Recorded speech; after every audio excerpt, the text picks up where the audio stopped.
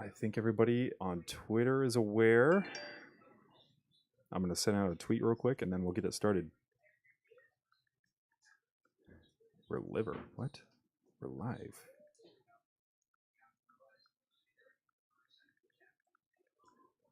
Can you hear my wife's phone in the background at all?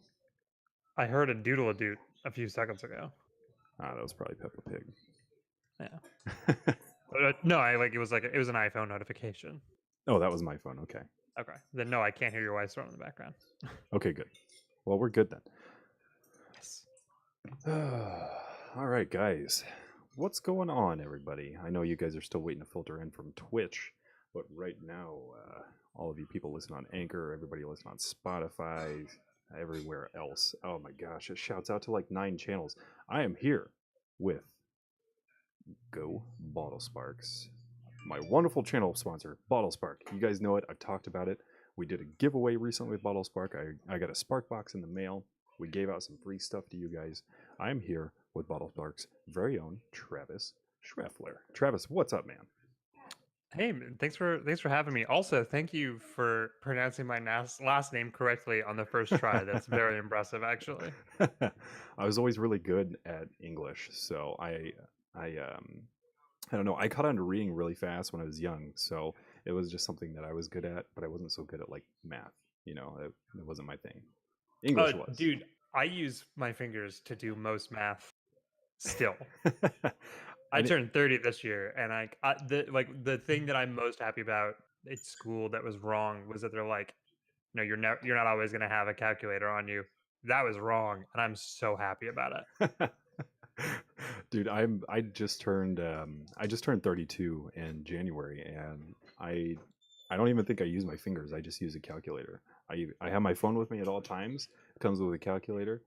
So why? How often are you going to use Pythagorean theorem in your life? You know. Ideally, never. Like, and if I do, then like if I'm in a situation that requires that, I get to the point I'm like, okay, I have to a squared, b squared, or is c squared.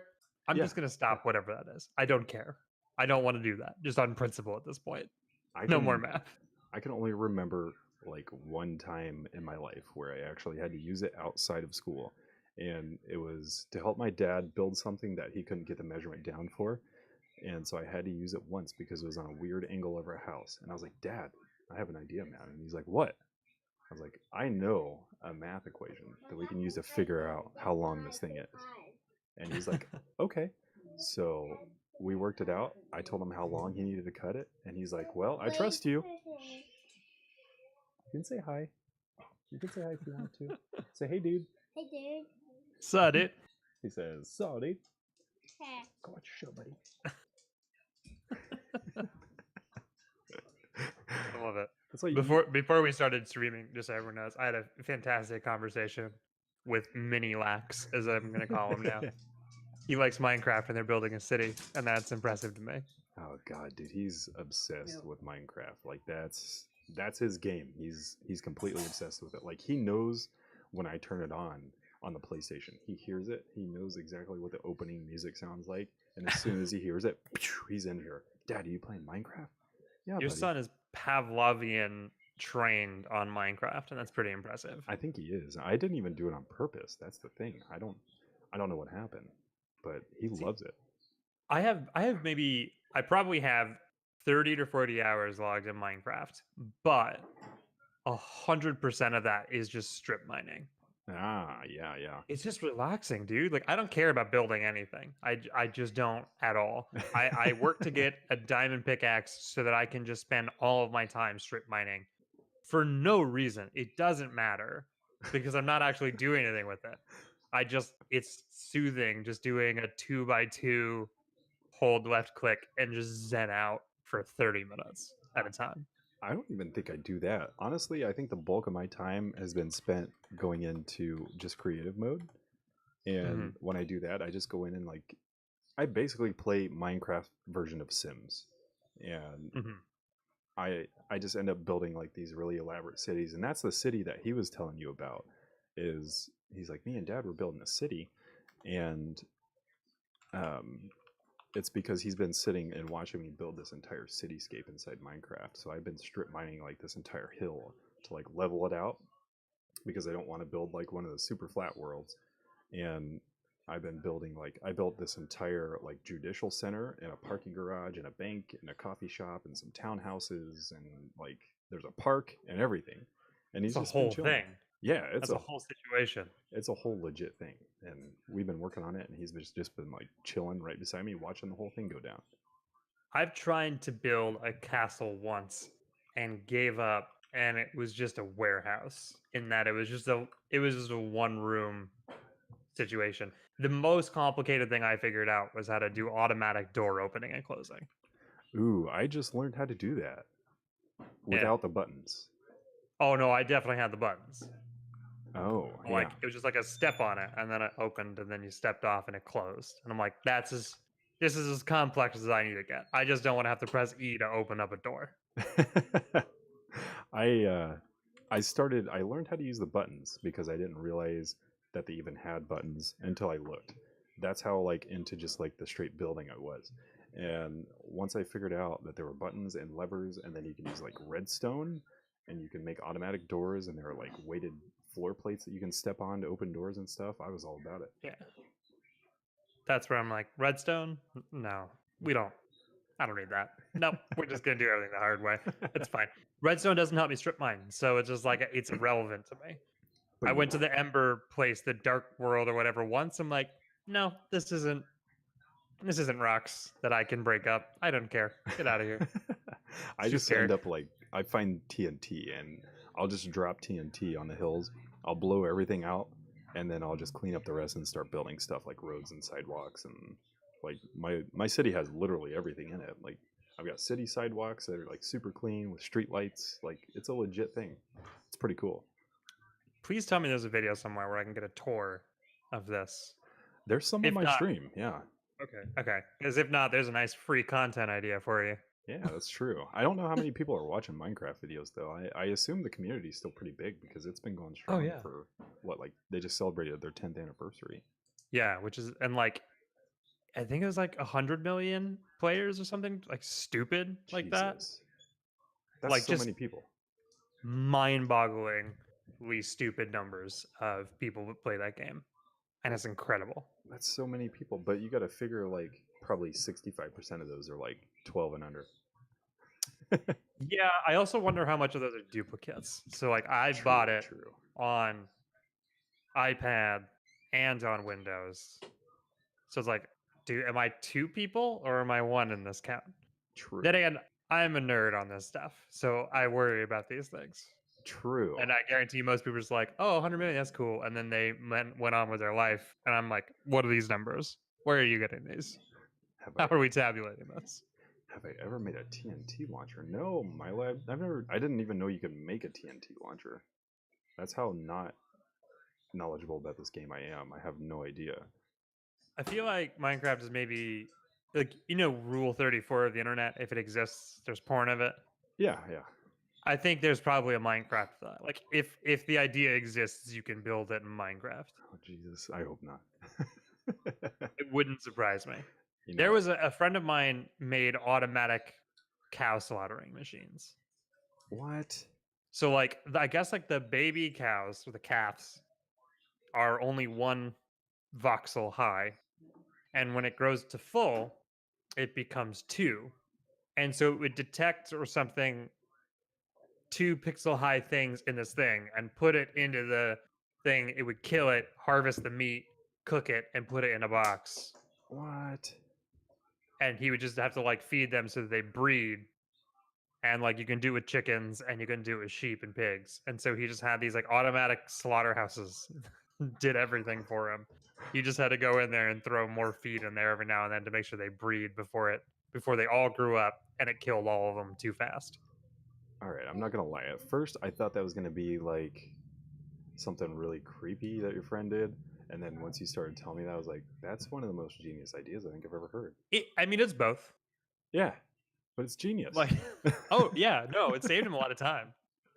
Also, it's like you made an automatic slaughterhouse and you put thought into how to do that. You spent All the right. time to learn how to slaughter cows en masse in a video Yeah. game, and that's Yeah. what you did with your And it time. uses lava too, I think. Or like it was just like this whole. He showed me how it worked, and I'm like, no, this isn't strip mining, so it doesn't really bother me. Oh my god, Yeah. I'm gonna have to figure out how to do some. I make slaughterhouses in Minecraft. The baby cows go through trapdoors because they're small. Then adults get shot with fire That's arrows. okay. Yeah, that works. I think he was using just a lava. Like there was like one tile of lava that the cows would step on when they were too big. That's absolutely crazy. Yeah, because I think it like cooks it automatically too. The- So it saved him a step. Just like what the hell? I never even imagined doing anything like that. Like the only thing that I did, like last night, I made a heated pool because I was like up so high in elevation that like the pool that I put in started to ice over, and it made me really mad because I have to keep breaking the ice. And so, like underneath the pool, I put in a pool of lava, and it heats the pool so it doesn't ice over. Well, And it's a nice, easy way of like if your friends piss you off, murdering them all very efficiently. that's true, true, true. I don't know. Ah, That game is just it's so much. It was just there's just too much. Like I've already like I learned League of Legends, and that was the last big game that has 8 million things going on that I'm ever gonna learn. And I just have to accept that more or less. yeah, yeah, pretty much. But Yeah. Like when you've learned like hundreds of champions and items, and I'm like, no, there's not ever gonna be another game that is that complex that I'm gonna actually put effort into. It's just never gonna happen anymore. I'm too old for this. that, and they're just not making games that you just really sit out and grind like that so much anymore. I mean, there's World of Warcraft, and then there's Elder Scrolls, and then there's I don't know. Some people are still playing like RuneScape, where it's really grindy.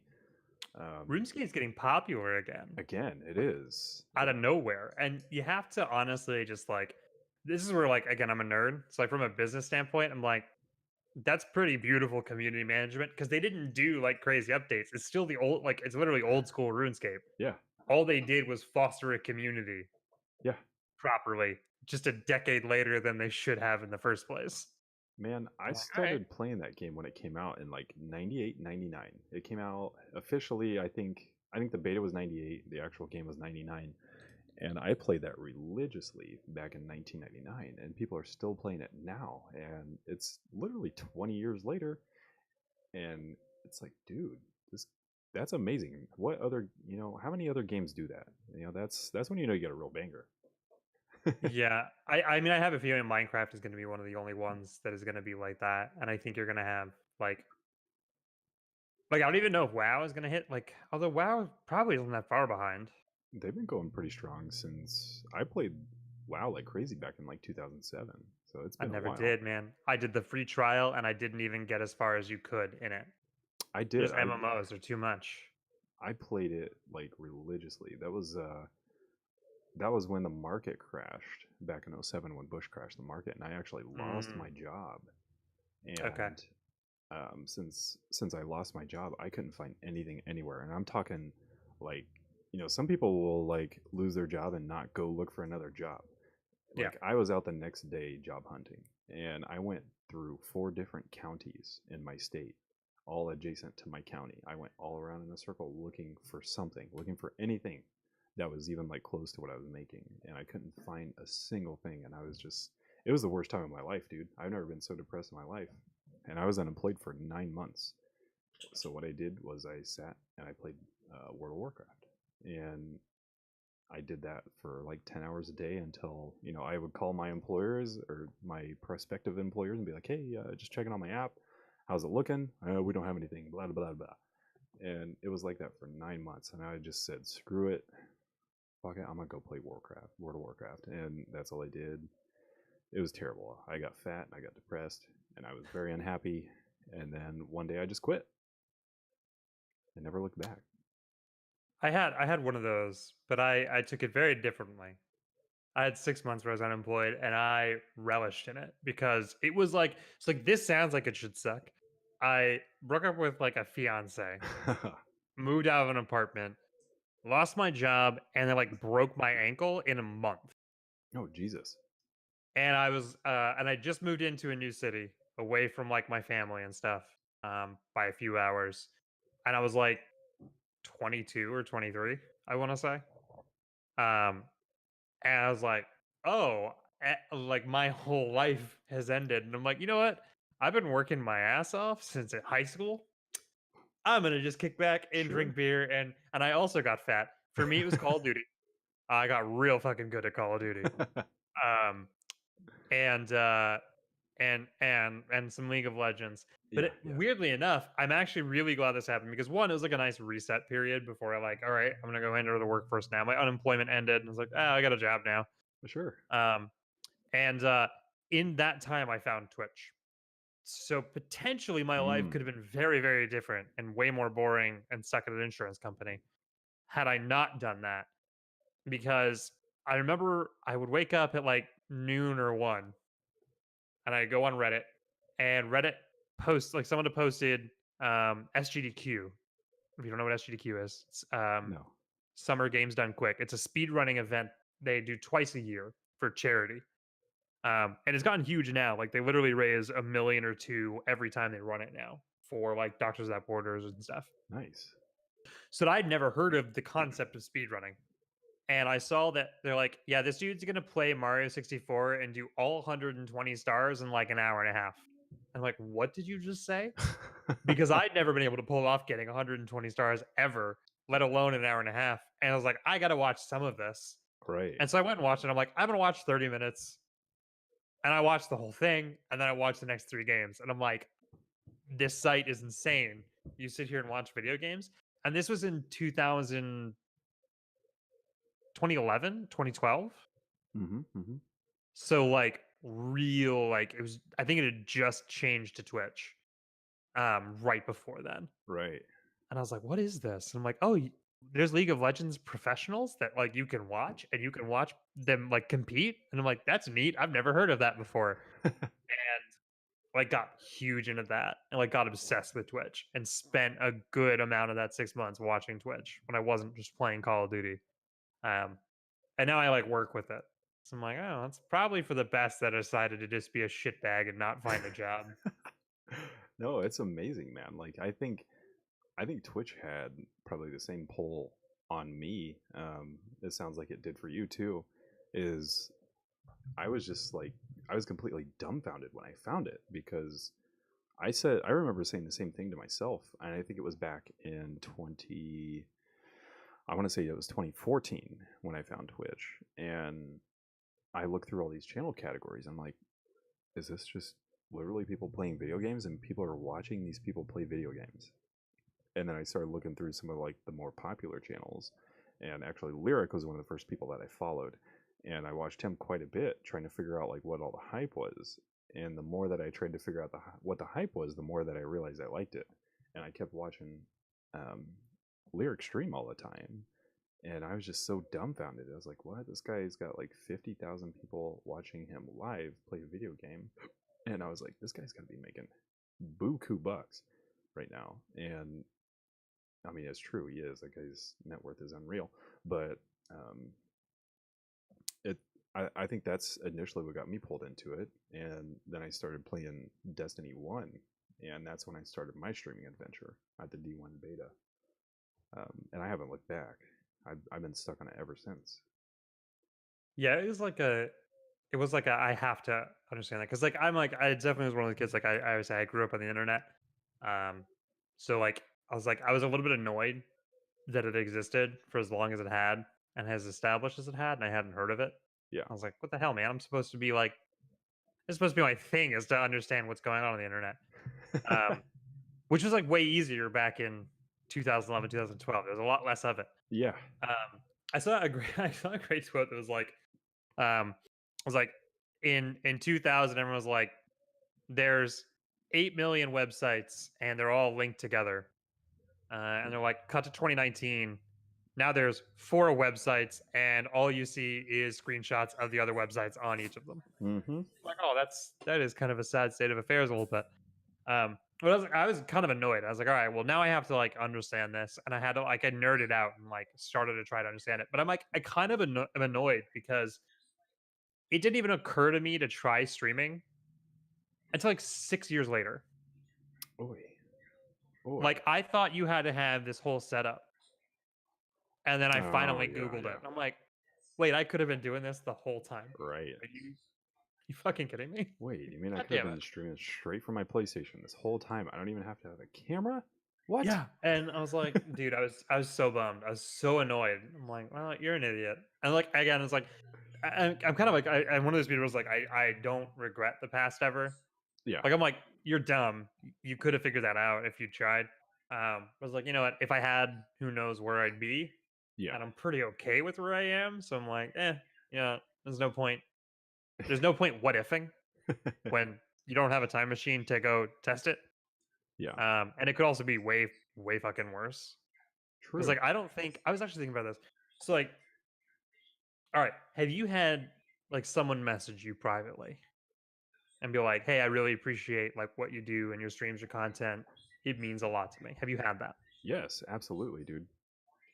So it kind of has a lot of responsibility and weight comes with that, Yeah. right? So it's like I don't think I could handle that pressure on any bigger level much more than I have now from a Yeah. stream point of view. Yeah. And so I'm like, if I had started and I was good at it back then and like had success at it, that would have fucking ruined me. Because there's no way I could have like handled dealing with that situation with Right. people actually carrying on a scale Right. about my content. Like that fucking terrifies me. Yeah. It's I remember the exact day when I got a message exactly like what you're describing, and it came from, so I used to, I had a long career in law enforcement. I worked in corrections for a little while. I got out of that because the stress was getting to me, and it just wasn't what I wanted. It wasn't the direction I wanted my future to go. Then I started installing satellite television for people for a company that I won't say on a live stream, but it was a good company anyway. But there was actually a kid that I met. I went to his house to do an install for his parents, and he was home, and I noticed he was playing Fortnite. And we talked a little bit about video games when I had some downtime, and I told that kid who I was, and he's like, He's like, "Are you a streamer?" And I was like, "Yeah, man, I am." I was like, "You gotta hop on Twitch, come watch the channel, and come check it out." And he actually did. He came in, he made an account, came watching, and he slowly got into streaming. Through there, he's been a friend of mine ever since, and this was like a year and a half ago. Um, I think at the time he was like 16, I believe.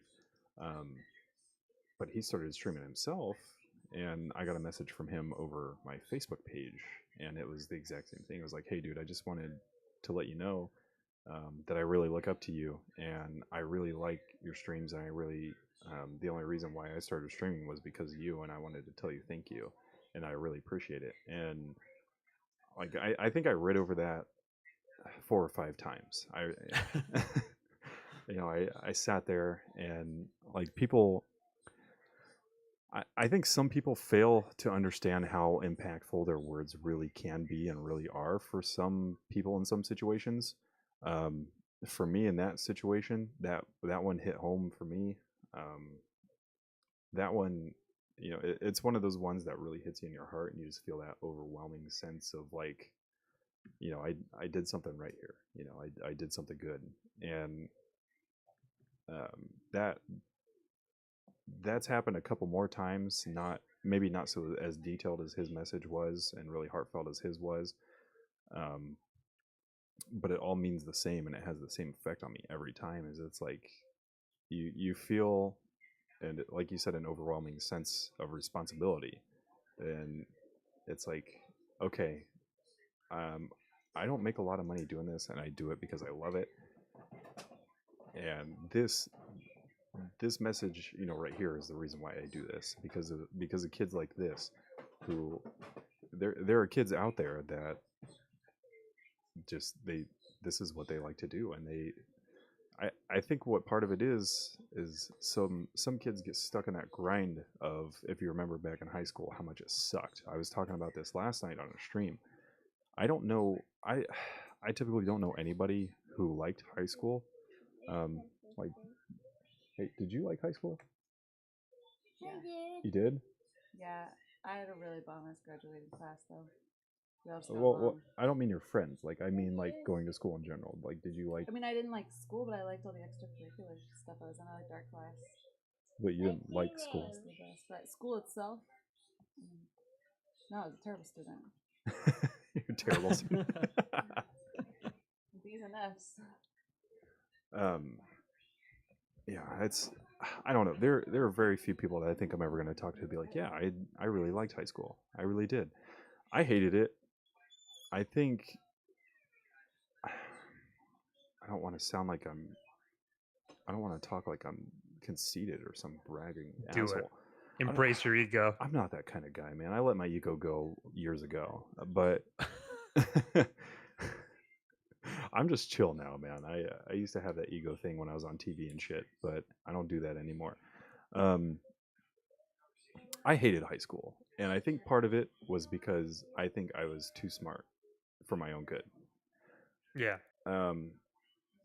I found out at a really young age, like right in the middle of high school, that I my one of my teachers made me take an IQ test, and it turned out that um, it was 141, and I tested into this group. It was called Mensa, if you've ever heard of Yep. Mensa. Oh, yeah. I had Mensa puzzle books growing up, dude. Yeah, and so it was one of those deals. Like it felt like it was right out of some sort of fucking movie, dude. Like, you know, the smart kid in school who doesn't try and sits in the back of class and doesn't talk to anybody because he fucking hates it and feels like a slave and just doesn't understand the whole, like, how everybody's buying this thing that they're selling. And that was me. Yeah. For me, it was like, is more like, all right, the work was easy. Like, to the point where, like, my senior year, I challenged myself to do zero homework at home. I would only do homework like at school the period before, or like on the bus to and from school, or like Yeah. whenever. And I successfully completed that challenge, including literally all projects. Everything was done at school because I'm like, this is stupid. And like, can I pull this off? And then I was like, how much can I skip class? Not because I like didn't want to go. It's just like, well, I know I'm not really supposed to. It's like, how much can I get away with? Like, just constantly pushing those boundaries. I'm like, this is all silly and nonsense.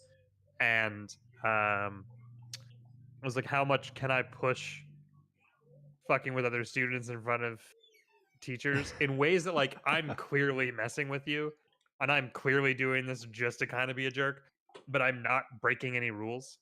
Yeah. And like that is like just became a game, and I'm like, this is so dumb. And then it's like, what? He ended up dropping out of college? I don't believe it. It's so crazy that that would happen.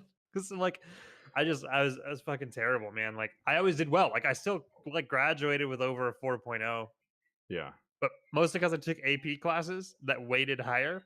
So I knew I could get away with getting a C, but it would still count as an A. So I had to put in C effort to get an A grade, and it didn't matter. And I'm like, why is like, if you guys not realize you can game this system, take the easiest AP classes you can. I was like, this is also like, my dad was a teacher and like an administrator. So like I knew how they worked.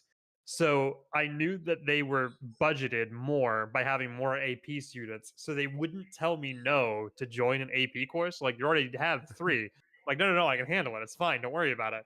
So I'm like, they're like, okay, fine, cool. We get extra money for him doing this. So I'm like, fuck it.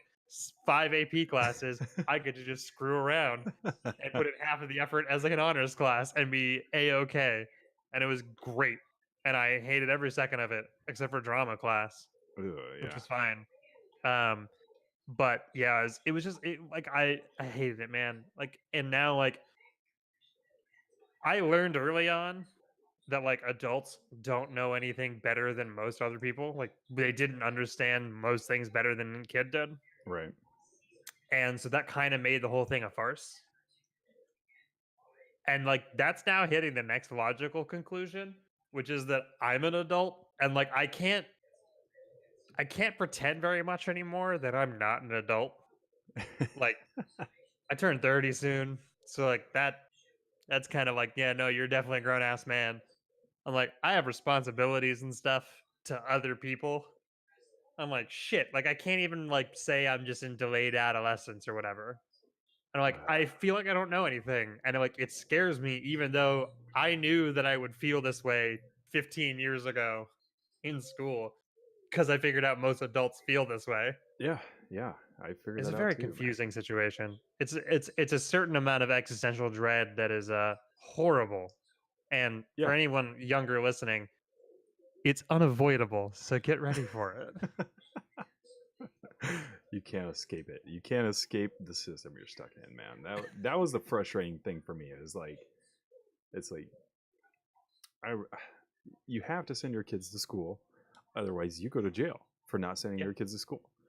So you're literally forced to do it, but yet y- people complain about how the school systems, at least the public school system, is really. I don't want to use the word rigged, but I'm gonna use the word lacking to Broken. replace it. Broken, lacking, weak, and it's.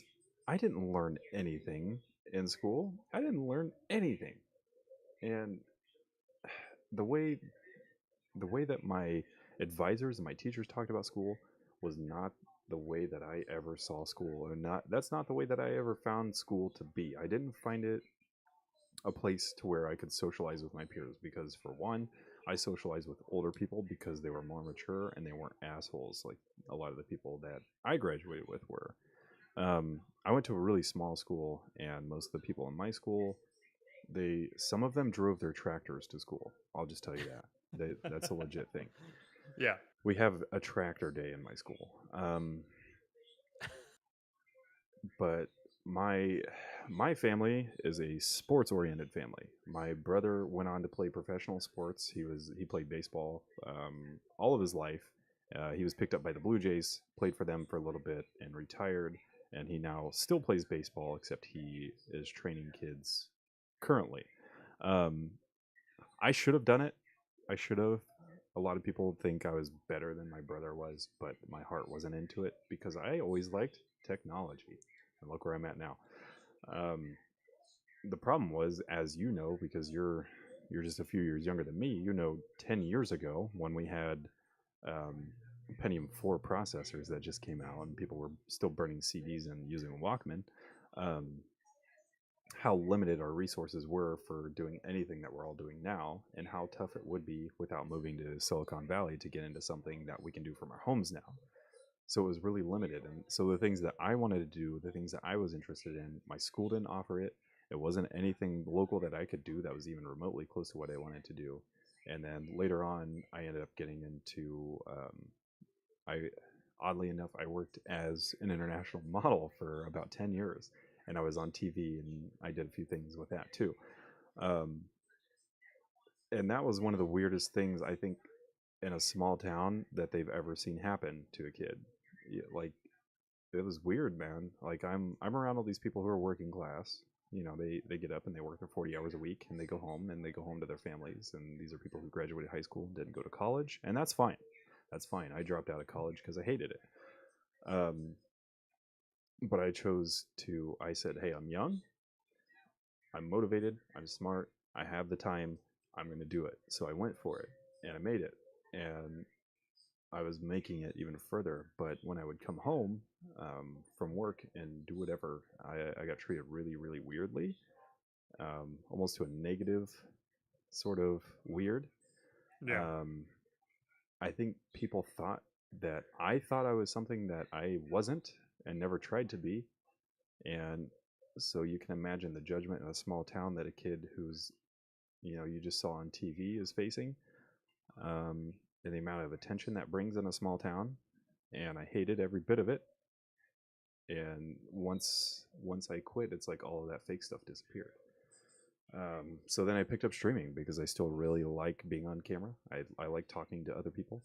Um, college is not the only path, people. Okay, shouting over. What's up, Alpha? Alpha's a good friend of mine. He's awesome, dude. That's accurate, though. I co-sign that message. Fuck college. Yeah, his key phrase is "That's fair." He says it a million times a day. That's fair. Fair. That's fair.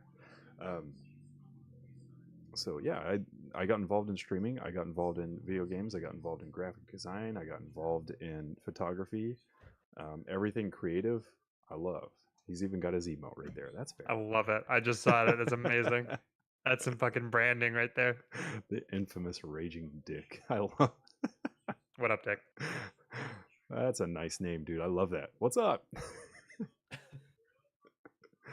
I can never come up with a clever name like that, but that's a good one. I like it. Yeah, I couldn't either, so I just used my name. I use Lax, but Lax is short for actually laxative because that was my original name. Oh, okay. Yeah, that's the exact reaction I was looking for. My thought was like so like I had another username for like a long time. It's like still like my emote prefix thing. Honestly, it's one of the only reasons I care about like ever getting Twitch partner is just so I can change the emote prefix. It's the only thing I care about. Right? Yeah, you should be able to change that when you rebrand. Twitch needs to get Yes. this shit together. But anyway, Yes. so like my legal name started having to appear on company documents and stuff. And I'm like, there's no point trying to hide anymore. Also, got a pretty unique last name, so it's not going to be that very difficult to narrow it down. Yeah. So I'm like, all right, fuck it, and just like, because the other thing is like, I like hand out a business card, and it would really they'd have to be two-sided, and one would have to be like business Travis at stuff, and then the other one was like this weird name. It's like when I would go to like non-Twitch conferences, they'd be like, "What the fuck is all this?" And I'm like, "Oh, it's like my alter ego personality branding." So I'm like, "No, this is messy and I hate it. So we're just gonna have to redo everything." Right. People are like, "Aren't you worried they're gonna find you?" And I'm like, "Dude, you can't dox me. I'm already doxing myself. I don't have a hidden identity. You don't have that to hold over me. I'm not scared." Can't dox what's already been doxed, bro. All right. Exactly. Yeah. Right? Like I was just like, all right, whatever. And like I totally get like people are like, oh, I could never do that. I'm like, I totally get it. I don't think most people should, but I'm like, a fucking first and last name like legally have to be available at this point. Yeah, I'm there's like, no all right. way. I've never heard the last name Shreffler in my life, so it works. Weirdly enough, there are other Travis Shrefflers Yeah, that I show up on noticed. Facebook searches first. Yeah, So I searched for you on when I was looking for your Twitter. I was searching for your name, and there was like oh, and you 17 tagged others. the old name at one point, I think too. Well, I did. What I did was my Instagram cross posts. When I make an Instagram post, it goes over to Twitter, and it was the weirdest freaking thing ever because I made that post and I tagged the right name on Instagram, and when it cross posted over to Twitter, it used your old name, and I kept looking at it, and I was like, "Who is this guy I just tagged?" And I looked back at my Instagram post, and it's got your tag with your name on it. It says Travis That's weird. Shreffler on it, and I looked back at my Twitter, and I was like, "What?" Because it was what? This is like D. It starts with a D, right? Dable. I killed Yeah. Dable, and you'll never find him. Okay. Yeah, the only person to ever screw me over is Creed Bratton. That guy's name, Creed Bratton. So I was going back and forth between Instagram and Twitter, and I was like, what the hell just happened? So I made an alternate post, and I was like, okay, since Insta messed it up, here's the actual post. So I made an alternate post on Twitter about it, and I have no idea what happened. I don't know. I think your name was tied to that account, and then somehow it just. It may have been, although I think I might have made the Dable Instagram account at one point, but then totally lost everything for it and don't know how to access it. So I had to make my Instagram account Dable TV and then change to Travis Shreffler because somebody else has Travis Shreffler that's not me. And that fucking irritates me. Yep. Somebody Like, else man, has stay on Facebook. laxative. Somebody else took my laxative, which is why I'm the real Lax, because I wanted to change it to Lax because lax usually means like you're pretty chill. Somebody who's really lax about stuff is pretty chill Makes me about think of stuff. lacrosse. A lot of people say lacrosse or My AOL chat room days. yeah, lacrosse or somebody said maybe not LaGuardia but the Los Angeles airport or whatever. I don't know. I don't know. A lot of people say lacrosse, but no, it's just lax because I'm chill. My channel's chill, which And you shit a lot. infamous Raging Dick said he likes the vibe here, so that's what I'm going for. I like the vibe here too. I gotta say, I listened to little bits pieces of a couple episodes of previous ones. I was like, there's no way that's this man's real voice. We're gonna get this smooth, fucking R&B level shit. I Yeah, love it. It makes me that's so happy. that's one of the things I think people are starting to listen to my podcast for, dude, because I get that all the time. Um, so I have like a radio voice that I turn on. This is just my normal voice when I talk to people. All right, let And me hear radio voice. oh, you're listening to 101.9 Light Jazz Radio with a real Lax. How are you guys doing tonight? We are here Oh, with Travis Shreffler of Bottlespark. Travis, how you doing tonight, oh, that's the good stuff. buddy? I know. And you're gonna have to meet Alpha. He's pretty cool, man. We have this ongoing joke that he's the alternate universe me, or he's the alternate universe. I don't know. We're alternate universes of each other in the same universe, which is why the world hasn't imploded or exploded yet. I don't know. We haven't decided, but our Well, birthdays. if you guys are in the same place at the same time, then we have a problem. Exactly. We made that decision too, which is why we've decided to never meet face to face. That's fair. But his brother and him, they are the same years apart in age as my brother and I are.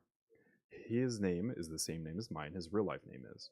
His brother's name is the same name as my brother, and we both have older brothers. They share the same name. Our parents have the same exact initials, similar birthdays. He and I have birthdays with a difference in about 24 hours of each other. Our brothers' birthdays are within 24 hours of each other. There are like 20 other similarities that we found on top of these like really crazy things that we started taking the red pill and like going down the rabbit hole, and we were just like, holy shit, dude, you're like the other universe me. And he also has a beard, and he really looks like he could be my brother. We look like we would be brothers. So it's either it's an alternate universe, or it might be proof of a very lazy god that just like copy pastes some shit. And, Or like, it because could, like you know what, I can't blame you, because if you had to make 7 billion people for one time on Earth, like yeah, I would reuse some shit. yeah, yeah. They I don't care how omniscient you are. they say geneticists say that they've tested several million strands of people's DNA and found out that there's only really truly 13 different genetic variants and traits of people all over the world. That's it. And those variants cause, hair color, skin color, eye color, freckles, no freckles, dark skin, light skin. But as far as looks, there are really only 13 major looks that people have, and the rest are Hmm. variations of those, which is why there are so many people who look like so many people out there. I have absolutely no training in genetics, but I think that sounds neat, so I'm not going to challenge it at all. I heard that from a geneticist, and Okay, well then there we go. I'm when it comes down to stuff like that, I'm not a geneticist. I know what genetics are, and I know like the tip of the iceberg, but I'm never gonna claim to be a geneticist. But I heard that from a geneticist who said that that was a study that was reviewed, that they did, that they were part of, and this is what they found. I don't, science isn't always true, but it gets pretty close, I think. Hmm. Like human species XY 100 billion particle species with the genome name Homo sapien. I just know that I never want to die, so I'm not going to ever die. Well, if you start reading some things that are coming up, if you get brushed up on what's been going on as far as anti-aging, Yeah, lobsters. yeah, lizards, lobsters, mice in particular, dude. What the big hubbub is right now is they have basically 3D printed a heart of a rabbit. Mhm. It has everything a legit real life heart in a rabbit would have, minus the blood, minus the pumping, but everything is there. They've grown a heart, and it exists, and it is real. It's made of real tissue, and they made it in a machine. Yeah. But see, I don't want that actually, right? So I put a lot of thought into this. The only thing that I need to stay the same is my brain. Okay. True. because that's the housing for me. And by the way, when people tell you like the whole like, oh, you can upload your consciousness no, you're not uploading, you're duplicating. And so it wouldn't be me in the cloud, it would be a copy of me, and I don't care because I'm not that copy. I need to stay alive. So it just the brain is all that matters. So I need to get some of that lobster data. And if you don't know, if anybody listening doesn't know what we're talking about, lobsters don't die of old age. Like they have like genes or whatever that like they do not die of old age like most mammals and like landborn things do. What ultimately will kill them is like a complete running out of energy from molting. Every time they molt their shell and they get bigger, it gets harder to do. So you need to get some lobster genes in my brain to prevent the aging. And then my body, I don't want an organic replacements, right? Like I don't want like my heart to fail, and so they put in another one of my heart. No. I want robot heart. I want robot arms and feet, and they can Right, look right. like they can have like the skin exoskeleton, but I want jetpack feet. Is really what I like. I want to Iron Man fly around. That would be That's cool what as I want. shit. I'm not gonna lie. Yeah, But 100%. like, I've had this discussion with my wife about the same exact thing we're talking about, and she's like, "Dude, I don't want to live forever." I was like, "I don't know if I want to live forever, Forever. but I don't think I want to live forever. But I would definitely want to live like 200 or 300 years because I would want to see how things progress. You know, I want to see what happens down the So road. here's the You thing. know, To me, it's all or nothing, right? So like, because you say like, oh, I don't know, live 200 or 300 years, see what happens. Okay, but in 200 or 300 years, you think you're going to be less curious about what happens in the next 200 or 300 years? I don't think so. Like if well, you made it that far, you're like, look, I might as well see this thing till the end, and then you're there until the heat death of the universe. I think I would just take it in stride, man. I really do. I think I would roll with the punches and I would take it in stride because Yeah. that seems to kind of be how my personality rolls too. Is I kind of take things in Yeah. stride. You But want to have the option of an off switch. yeah, I do. I definitely do because I definitely get tired of it because I'm already tired of it and I'm only 32 and I hate people half the time. See, for me, it's I actually like I am weirdly like even though I'm like hyper negative about a lot of stuff that humanity does, I am hyper optimistic about our future, which I know like now, like especially with all the climate change stuff, it's like why would you be like no. Every time we've been met with adversity, we come out the other side better, and also the children will save us because they're already starting to do it. So I have faith, right? I think we're going to be fine on that, and I think we're going to be able to get to Mars, which makes it matter less. Um, Sure, sure. so I have so much faith in what's going to happen. It's like how can I not like I can't I'm not okay with not knowing what happens next. And then I look at all the stars and I'm like those are probably very cool. I need to go to all of them. Exactly. That's why I would want to live like 200 or 300 years. Like, see, this is exactly where I'm going. That's exactly what I mean. Is that like look in the last 10 years at how far technology has advanced and how fast we've gone and how fast things go. Every 25 years, it gets faster than the previous 25 years. Faster and faster and faster. Things are going. We have electric cars.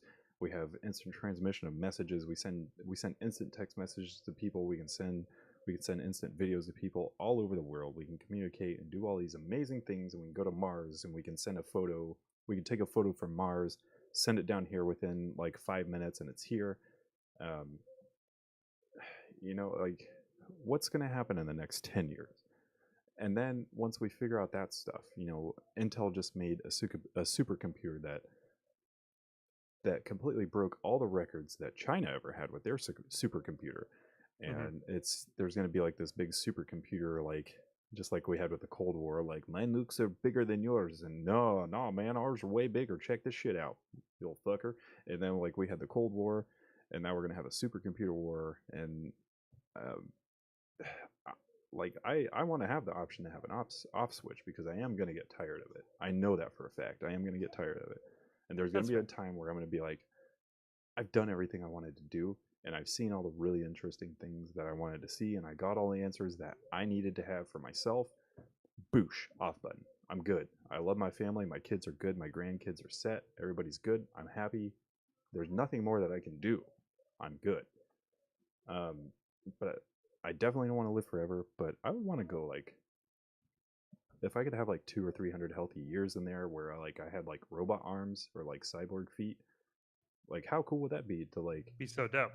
Yeah, if you Yeah, could do it and you could run like 65 miles an hour with your robot legs, who would say amazing. no to that? Who would say no? That'd be so badass. Right. I wouldn't. I would never say no. I'd be like, sign me up today. I want robot legs. I want to challenge something that was said in the chat, which is kids do Fortnite emotes. I have no hope. Let me tell you why kids doing Fortnite emotes is actually the greatest thing. Like when we were kids, could you imagine doing a dance that was from a video game and not being ostracized in school? I don't Mm-hmm. think so. Mm-hmm. Now it's pop culture. It's like our nerdy ass hobby that we like. You were only allowed to like so much before you were weird is now popular. Bye. And hi, and people are free to be silly with their passions so much more. Like kids now are so much more creative and they're so much more uninhibited by arbitrary, nonsensical, and not valuable cultural norms. They are much more free to express themselves in ways that they feel good about. And also, when you see, like, you can see kids like at a mall, right? That don't know each other. And one of them starts doing the floss, and this other kid who doesn't know that kid will come over and join him and do other dances. And that's amazing. Like that builds connections and bridges. And like when so many, I see so many older people is like, oh, the kids are just in the iPads. I'm like, well, but that's like their culture. Like that's them actually connecting. And it can happen in the meat space too. It just doesn't as much because their parents don't take them to those places. But I think that the kids are going to be like, no, we love these online connections, and they're not going to be as afraid as we are of making them personal, real life connections as well. And Hmm. like Fortnite, it's easy to hate on Fortnite because it's popular and like as a hardcore gamer, it doesn't appeal to me at all. Also, I suck at building, so like I can't do it. But like these kids aren't playing Fortnite necessarily to be the best. It's just their playground. It's where they all hang out. True. It's instead of the mall, they're just doing it in a virtual space that's arguably safer and also less like, although it's still pretty capitalistically inclined with all the skins and stuff, but it's less about like a mall and going to stores and shit. Also, it kills malls, and I hate malls, Yeah. so I'm okay with that too. Point is, these Shuts things down are a lot more great. too. Yeah, like it's just like it's fantastic. Kids should do more Fortnite dances. We should encourage kids to do that. We should make fun of them because they're truly like embracing who they are and what they value, and forging connections that like as kids we were afraid to. Yeah, dude, it was scary. Like when you and I were, let's see, I'll say when I was like 16, because that would make you about 14, 13. But like when we had, if you remember the days of AOL Instant Messenger and Yahoo chat Oh rooms yeah, and how dangerous that shit actually was, yeah. and there are people out there who have no idea how creepy that fucking thing was, man. And MSN Messenger was like third in line with creepy, Hmm. but like you could literally, like, for the guys who have never had to deal with a shitty dial-up connection, um I like miss it. I actually miss those noises I so don't miss that much. noise at all. Oh my Oh, god, man. I honestly want to get a Chrome extension just randomly, like just takes like a few minutes to actually load up Chrome and just makes those noises just to appreciate ICQ. it. ICQ. I had Bear Share forever. I used Bear Share and LimeWire. Um, did you ever, like, I assume you only probably had like one computer in your house when you were a kid, like when you were a teenager? For the most part, yeah. And we had the family computer until I was Yeah. like a senior in high school and I got a laptop. Yeah. Back in the days, this is the weirdest thing ever. I don't know how I learned how to do this. I figured it out. It just made sense. When I was a kid, I used to mess with shit all the time. And I figured out that you could, I found out later it's called ghosting. And what you could do is you could ghost a computer. So if you had two computers, you had one dial up connection. So you had one phone line into your house. You could use you could use not a dial up, but a phone line splitter and put it Hmm. on that phone line. So then that one phone line becomes two. Yeah. So then you connect two phone lines into the back of two computers into the modem. So when you dial up both the computers at the same time. They're both dialing off of the same phone line. You have to dial them up at the exact same time. Only one of those computers is going to register an IP. The other one registers 000s all the way across the board. It's called ghosting. And so basically that was like an old school version of being able to hack and not get caught because nobody could trace the IP because it was literally invisible. There was no way to Yeah. fix it. There was no way to figure it out. There's no way to find out where it was going because it was just non-existent. Yeah. So Yeah, that's dude, like the story about how Steve I Jobs. hacked a government database one time. Yeah, Ugh. and like Steve Jobs and Steve Wozniak, like they got started just by hacking payphones. Mhm. Like that's literally the reason we have Apple is because they didn't want to pay for long distance. I did that too at my house. I watched, what was that movie? I can't think of the name of it, but it was like an old school hacker movie, and I think Seth Green was in it. Oh, I know what you're talking about, and I can't remember the name of it either. He used. Someone listening is just screaming into Oh, I know. their car speakers on the way to work. But he probably, the Cube. No, it wasn't the Cube. It wasn't the Cube. And I think Angelina Jolie was in it too. I believe. That was just Hackers, wasn't it? Hackers. I think it was Hackers. Well, I think it was just Hackers. If it's Angelina Jolie, yeah. But that was right around the time, like in that movie, Seth Green used the foil wrapping from a piece of gum, and he whistled the right dial tones, and he's like, "Here, now you got free long distance." People think that was just a movie thing, but you can actually do that because I did it. And that was where that whole dilemma with that Captain Crunch whistle that was in the box that came out. I had one of those and I got rid of it and I never had a chance to use it. And I was so pissed because I remember I had it when I was just a couple years younger. I got it when I was a little kid. But you could literally mimic different dial tones. I learned how to dial the phone from my computer by making the sounds out of the speakers on my computer instead of over the phone. So I would just call random places and be like, I'm gonna call like Taco Bell real quick and like try to do it as like a test. And you could whistle those keytones and it would literally dial a number and people would pick up. And the first time I ever did it was like, oh my god, it fucking worked. It worked. Like as a little kid you're freaking out. But there were so many things you could do and get away with, and it was so cool. For me, it wasn't. I didn't mess with the phone too much, so I didn't really care. I didn't want to call people. But for me, I learned the commands that the vending machines guys used to be able to get free sodas in high school. So you just like press like a certain sequence of things and it would put it into like a debug console, including a test vend. So you could just get free sodas whenever. And then, but most importantly though, to make sure that this didn't get caught on, I cleared out of the debug console after I got out every single time. So when I was done, it was just a normal operation mode. And like some kids knew that I knew how to do it. And they're like, you have to show me. I'm like, no, I absolutely don't have to. I don't even acknowledge that this is a real thing. You're making this up. And like, wouldn't do it when anybody else is around, just so I could continue to do it. And like, no administration ever figured it out. It was great. Of course, you're not going to share that shit around because No, everybody's going to use it, and then you're going to get caught. That's how my college campus had the internet shut down for a week. Was because of me, literally because of me. I got my campus.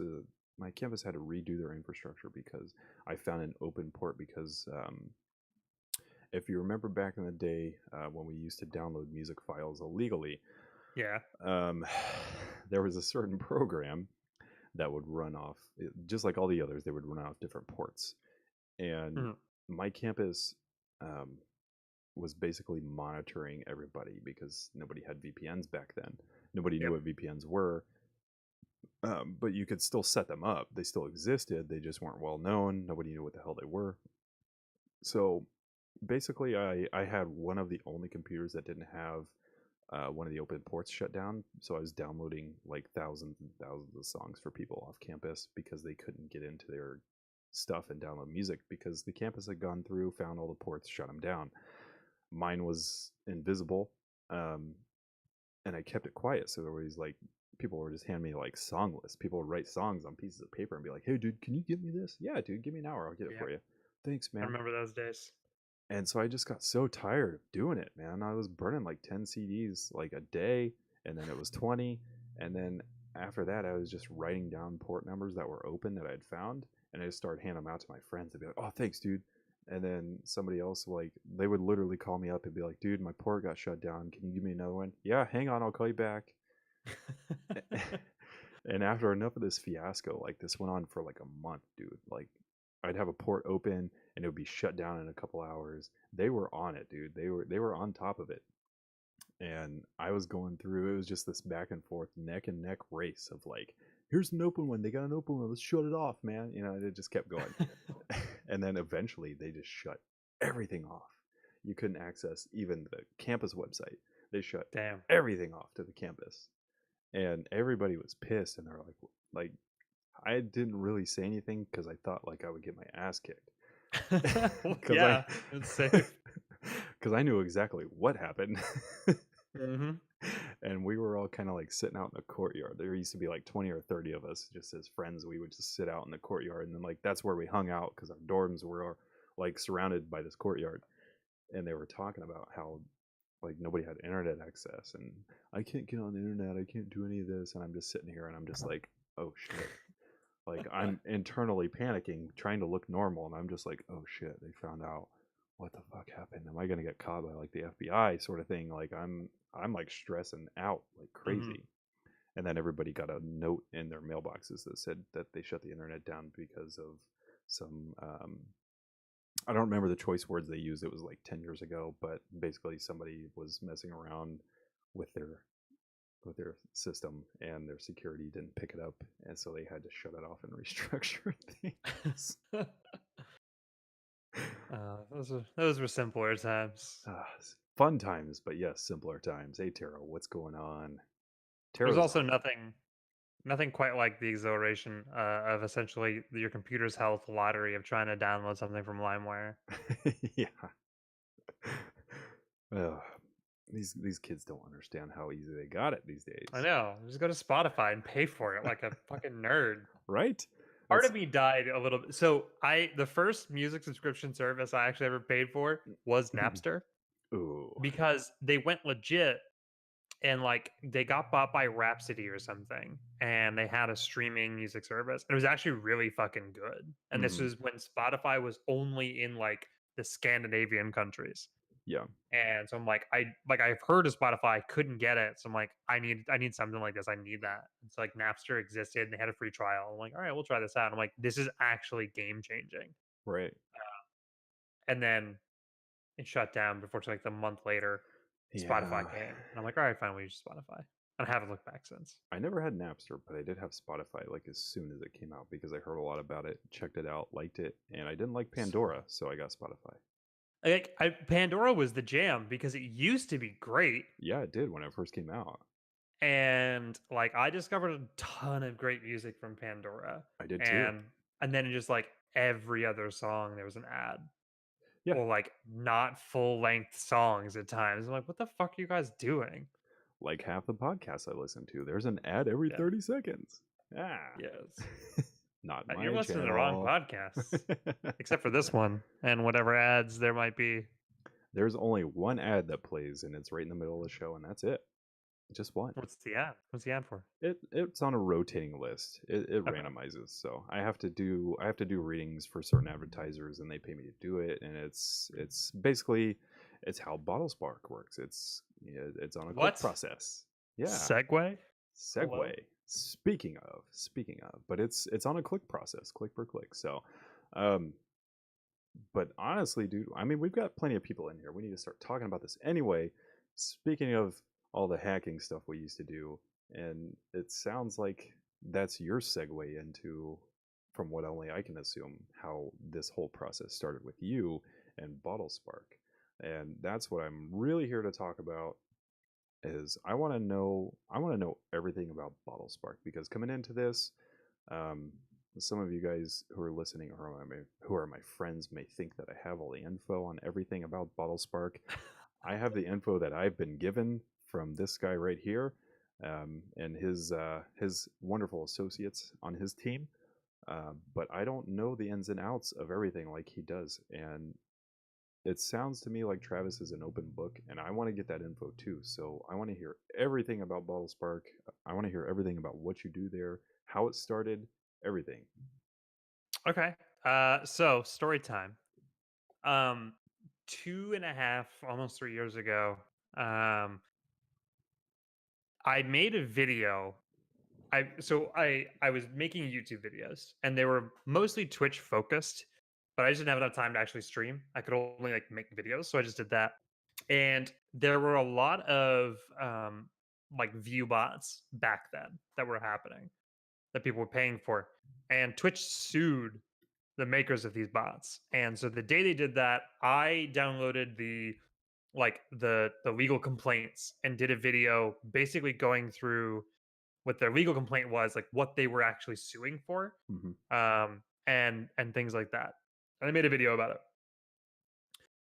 A few months later, a dude comes into my personal Discord channel and says, "Hey, I came here from your YouTube channel." That was not something that ever really happened very much. The only people that were in my Discord came from Twitch when I used to stream. Right, right. And I was like, "Yeah, what's up, man? How you doing?" The guy's name is JT, and Ah, he found my channel because somebody had posted it on the r/Twitch subreddit, which is a cesspool, yeah. horrible place. But somebody posted the video there, and he found it when he was trying to find information about how to make a Twitch bot.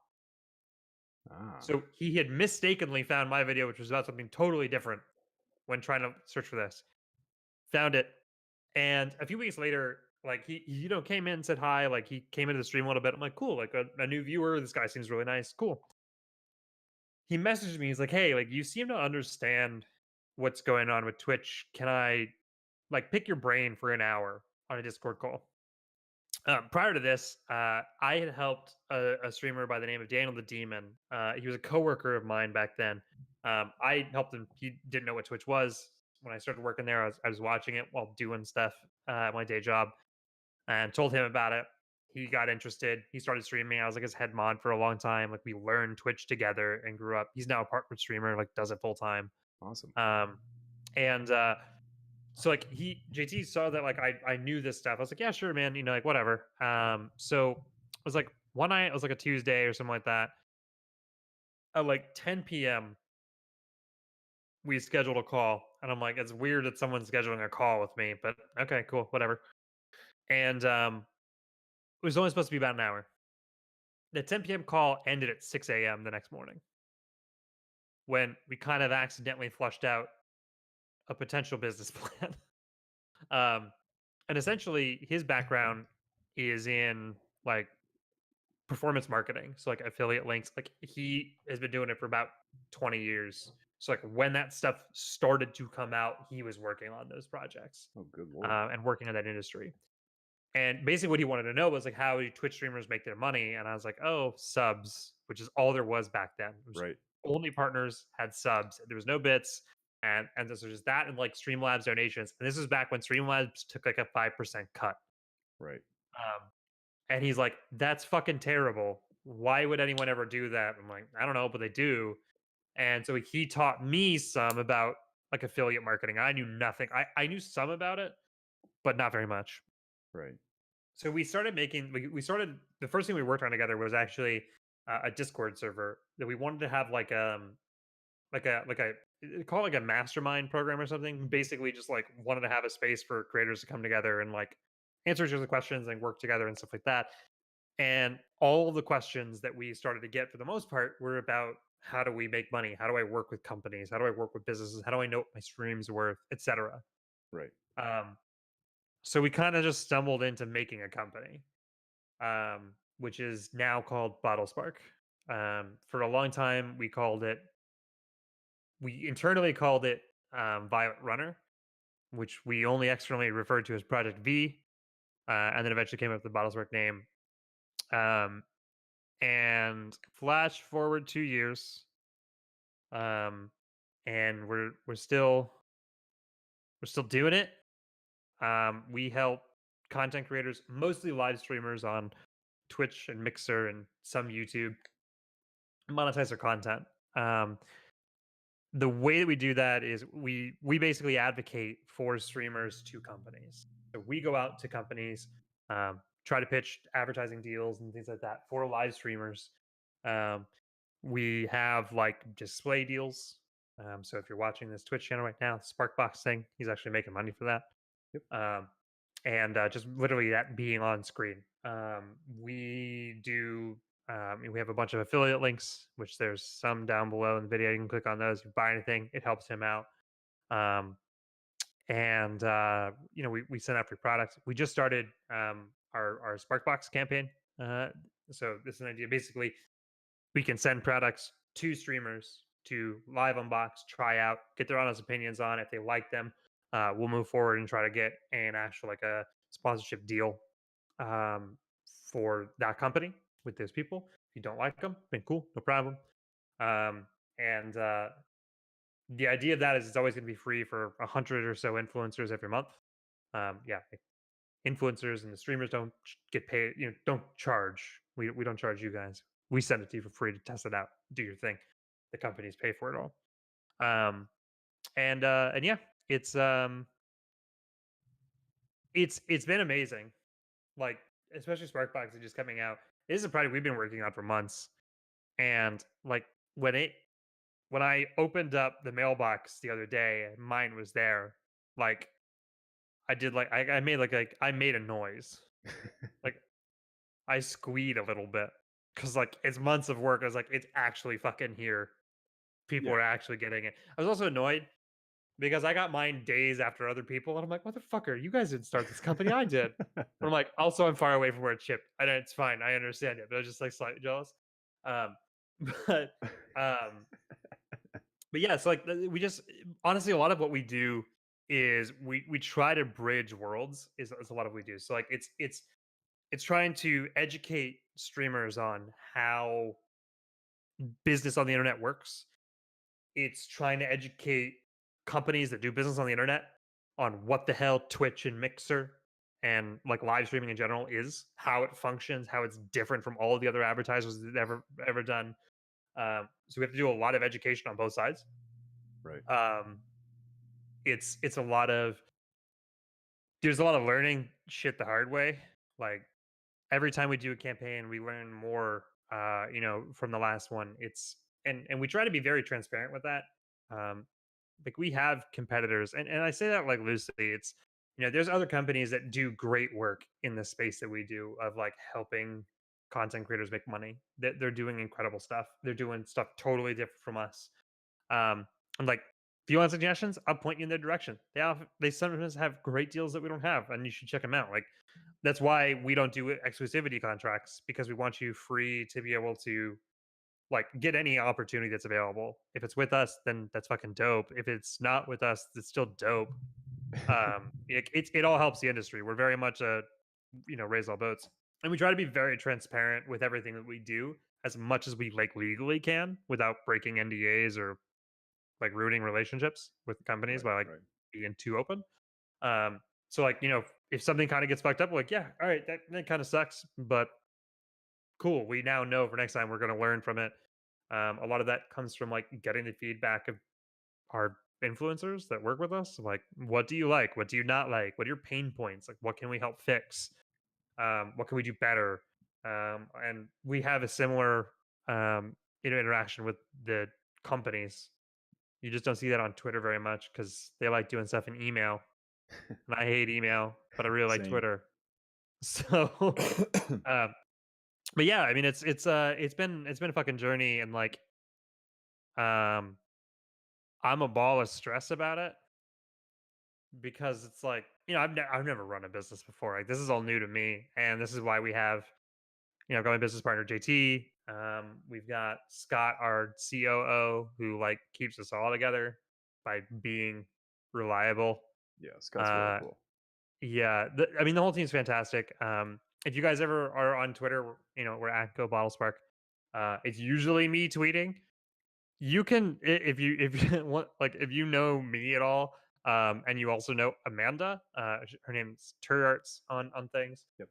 She's one of our influencer managers as well. She also tweets out sometimes. You can usually tell the difference of who's who, um, which I'm like actually okay with.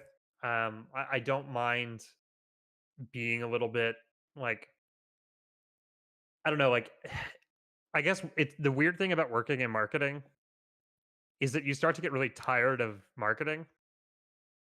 So like, you see like all these like how to run a brand on Twitter. It's like you have to have a consistent voice. And then there's like Steakum. Uh, Are you familiar with Steakum's Twitter account? Sorry, kind of like I don't know what happened. It broke up a little bit. What'd you say? Okay. Are you familiar with Steakum's Twitter account? Oh, no, I don't think Okay. so. So Steakum, if you don't know what Steakum is, it's frozen like beef.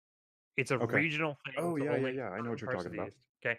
Their Twitter account is the most bonkers, bizarre thing and has been for years. I actually know the dude that runs that account. He's super cool. His name's Nathan. Um, Yeah. they got really popular earlier this year for tweeting out like talking about how brands aren't your friend, even though they masquerade like that on Twitter, and like how it's potentially kind of a toxic relationship, and you should be very wary of it. They did that from the company account. That's Like, badass. yeah, and it got him a lot of like positive attention. I've never had Steakum, and I fucking love that company because of the things they let him do on Twitter. Um, and so like it's there's almost like an anti marketing tone of voice that some companies are starting to do, and then you have companies that are now like realizing that's popular and trying to do it, but like not genuinely. So it's like that's their marketing tactic, and the whole point is that it's not a marketing tactic. So when it becomes a marketing tactic, it's highly transparent and terrible. It's And just so some there's like real stuff, and people like the it's getting real super stuff. meta. Yeah. Yeah, it's getting super fucking meta. And so I'm like, I'm trying to run a brand account. And like I literally have had conversations with other people that run brand accounts. And I'm like, do you use I or do you use we as pronouns? And some people swear by I, some people swear by we, and then other people are like, fuck it, whichever one's better for the tweet. And I'm like, you know what? I like that second one better. So like you will notice sometimes on the Bottlespark account, I'll say IDK. Like I don't know. Or I'll Yeah, say yeah. I. And then other times we're like, we think that's a good idea. It's literally like, I don't know which one sounds better at the moment, or which one did I just type in and I didn't think about at all. But Yeah, I think that yeah. that's a lot more authentic. Like, I think that's like, we can actually be real that way. And the whole point of what we're doing is like, we are trying to help each individual streamer and like, we want to have a connection so that we can understand everybody better. And we want to help the industry. And I think the way that we do that is by being genuine. And I think the way that we do that is by breaking down some of these barriers that have been placed by people that have a vested interest in gatekeeping or Hmm. being, or in being afraid of competition, and trying to, be monopolies. And we're like, no, that's kind of shitty. Like our goal, very honestly, is to break down all of it and make it a hyper democratic thing, and ultimately, you know, have it be something where, you know, a smaller streamer can still make some money that is meaningful. It's not chump change. Right, So that maybe it doesn't help them quit their job yet, but it maybe does help them upgrade their equipment faster right, to right. get to that point, right? And like those streamers that aren't making their living off of it, we want to take away the fear of what if you have a bad sub month? Well, if the viewers are still there, then we can still, advertise companies with it. They have ad budgets to pay people money, so you can get that, and you don't have to be as reliant on subs and donations, right? Like because that's Right. highly volatile.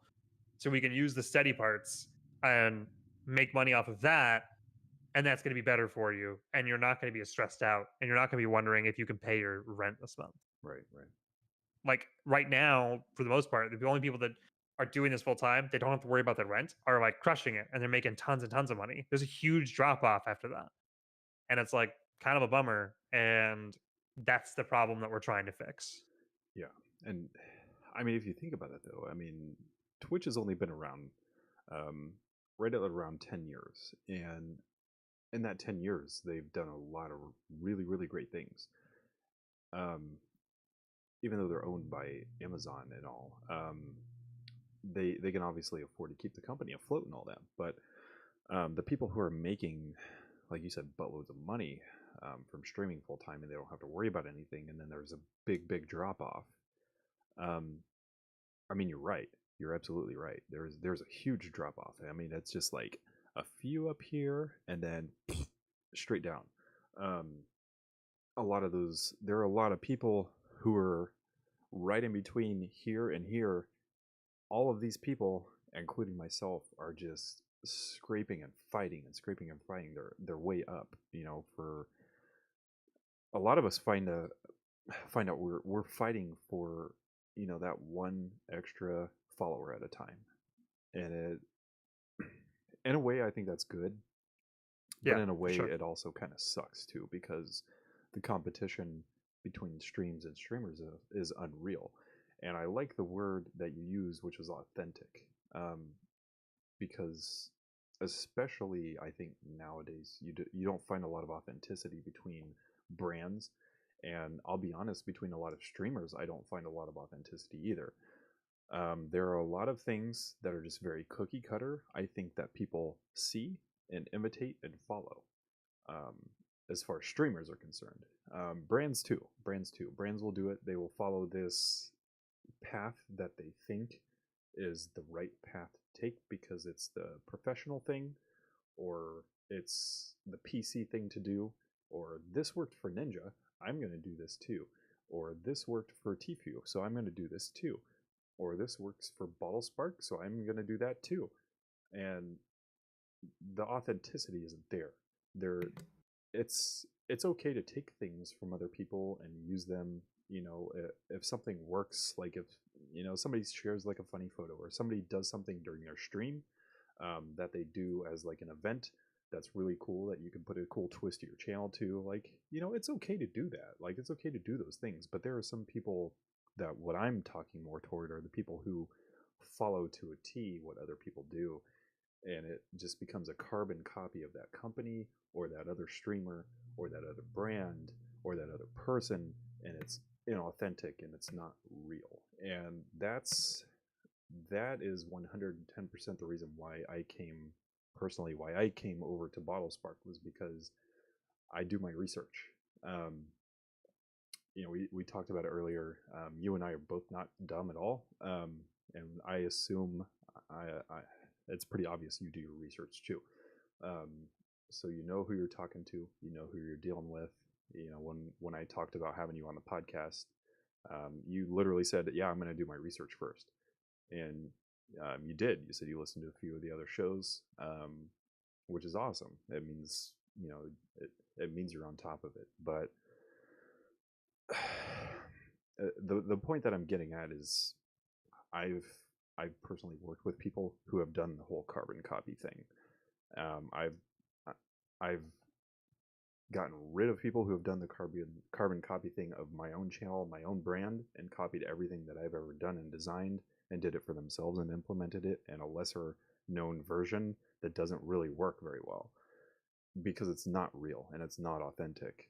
And I don't think that you can copy somebody else's gimmick and pull it off the way that person does, because they're their own person. You're never going to do it like that. You're not that person. Um, but that's primarily why I really like Bottlespark, because I looked at the Twitter, I read through the tweets, and the tweets were real, and they weren't like, "Oh, guys, we are so humbled and just so happy to have you come along and join the brand, and we're doing so many wonderful things for you guys that we can just dedicate our time and our love to you. Thank you, everybody." All the usual blah blah blah crap that you hear. While it is there, it's not to the point that it's not fake, and that's what Yeah. I like. There's there are so many companies out there that are doing that thing, which, don't get me wrong, professionalism is cool, but it's almost it's almost freaking 2020, man. It's time for us to get real, and it's time for us to drop all that bullshit, because it's, with the way the internet is nowadays, man, we can find out who the owners of companies are. We can find out everything about their lives. We know things about the freaking president and his personal life and what he does in his personal time. It's all out there. Everything's on the internet, you know. Yeah.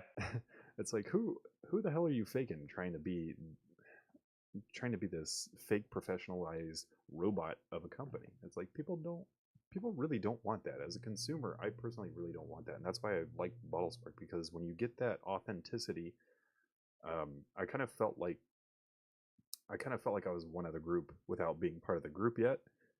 And I was like, you know what? I like these guys. I feel like these are people that I could hang out with in real life, and we would be friends. These are my type of people, because I learned about the personalities behind the company, not just the company itself. And that's what drew me to it. So I looked further into it, and I looked at the company, read everything about all the info I could find, did all my research, and you guys are doing a lot of really cool stuff for streamers like myself, and like a lot of my viewers in here. Like Bat said, he signed up and he's going to finish signing up on the rest of the stuff tonight. One of my other friends messaged me today and said he signed up for it, and Alpha said he's really interested in it. It sounds like he's probably going to sign up too. Speaking of Bat Nation, thank you for those bits you threw when we were talking about bits earlier when Twitch never had them. I appreciate it, dude. Sorry, I'm not ignoring the chat and all that. We're just, there's a lot we have to talk about in a limited amount of time, so we're trying to get everything out. But I looked into Bottlespark and I signed up for it, and there's a Discord where I have instant access, which is how I met Travis here. I just hit him up through Discord and I said, hey man, I do a podcast. I love Bottlespark. Here's my video that I did of the Spark Box opening. Stream loved it. And actually, I just shipped everything out to the people who requested the items that were in the box. The mangoes, the satori, and the oils all went out to people. They all wanted them right away, just bang, bang, bang. So I shipped them all out today to people. And those are all courtesy of the Spark Box from Bottlespark, which is all of Travis's design. I mean, that's all his team. That's all their work. Well, the team. I can't take full credit. Right. Definitely not all. It's a team effort. Yeah. I know how that stuff works. I don't need Scott yelling at me if he sees this. Just be like, "Take, you took credit, because he's the one, you dude. If nothing, like he did a lot of shit, but if nothing less, he went to the post office, and that by itself was apparently a fucking nightmare. Well, I think I saw a tweet that he put out about having to ship or having to package 100 boxes or something like that, and he's like, "You guys don't realize how monotonous and how crazy this is driving me, but this is 100 boxes full of stuff." He recruited his family and then had to go to the post office and apparently occupy 2 post office workers' time for an hour. Oh, geez. Yeah. Well, I mean, it's kind of their own damn fault, because like the post office website stopped letting him make more slips, so it's like he didn't have a choice but to go in and get it done. So like, it was only so bad. We're gonna feel for him, but yeah, it's 100% can't take credit. Yeah, no, I know. I'm not. Don't think I'm trying to do that. I know it takes a whole team. I know it takes a whole army to do that. But you know, the main thing is that, you know, this was an idea that you had that came to fruition, and here it is, man. Here's the team, and look what you guys have done so far. I mean, you got to be freaking proud of it. It's I have my own business too, and it's kind of, you got to admit, man, it's really. I don't know if I want to say humbling. I don't know if I want to say humbling. It's a really, really cool thing to watch an idea in your head come out and happen in the real world and come into existence and just like be there. It's like, dude, this thing is actually here. This is a physical manifestation of the idea that happened in my head, and it's here and it's happening, man. Yeah, it's super fucking rad. But then the problem is, you get roughly a day of thinking that, and then you have to move on to the next one. And it's like, hey, good job, but I need to do these 8 other things. I'm like, okay, cool. Yeah, I mean, yay, good job, but all right, fuck, fine, we'll do the other things now. Yeah. And now it's like, all right, now we got to get next month. Yeah, Good job, but we're on to the next one. I totally understand that, dude. There was almost a 2-year stint in there where I organized a streaming team of people, and since I was the founder of it, I think at one time we had like 150 members, and just the Discord alone was a nightmare of DMs and late nights where I was getting, you know, maybe 2 to 4 hours of sleep because I was up answering DMs of people who had questions. Yeah, Alpha knows. It was big yikes. It was a really big yikes. I also know that feeling, because I tried to do that while working a full-time job and doing Bottlespark. Yeah. And having a girlfriend. And that shit didn't work out great. Yeah, I've got. But then I got to walk away and it felt fucking liberated. Yes, it does. Yes, it does. There is nothing better than taking something permanently off your schedule. That's sex to me. Like, to be completely honest, it's so good. It feels so good in my brain. You don't understand it if it's never happened to you. You don't get. Also, don't ever let it happen. Don't ever understand that. You're just trust me. You're best off. Don't fucking worry about a team. Just do it. You're like no. Kind of do it yourself, but also work with other people. Just don't have a fucking team. Just imagine a Yeah. litany of the nightmares that you've ever had growing up as a kid, all happening at once at the same time. God. Oh, I just don't get it, man. I don't. I anyway, that's a Patreon only conversation. Yeah, we won't really delve into it. Some people in my chat definitely know what I'm talking about. I actually missed a really good opportunity with Twitch, and probably on my way to partnership because of that team that I won't get into and I won't talk about as a big hubbub. Hmm. But I think that's probably the main reason Alpha and I are really good friends, because he was involved in that too. We Yeah. talked about it. He knows what's up. I'm not going to bring that up, but Well, you didn't really have to talk about it because you're the same person, kind of. yeah, he knows it happened in his universe too. Okay, well, that's good. But it's nice to have that part in my head just gone. You know, it's God damn it. the stress is out. Oh, he clipped it. Yeah, I should know better than to say things. That's all right. That's all right. It is so I like signed up for a speaking engagement at a conference, like a marketing conference, and it's going to be about Twitch.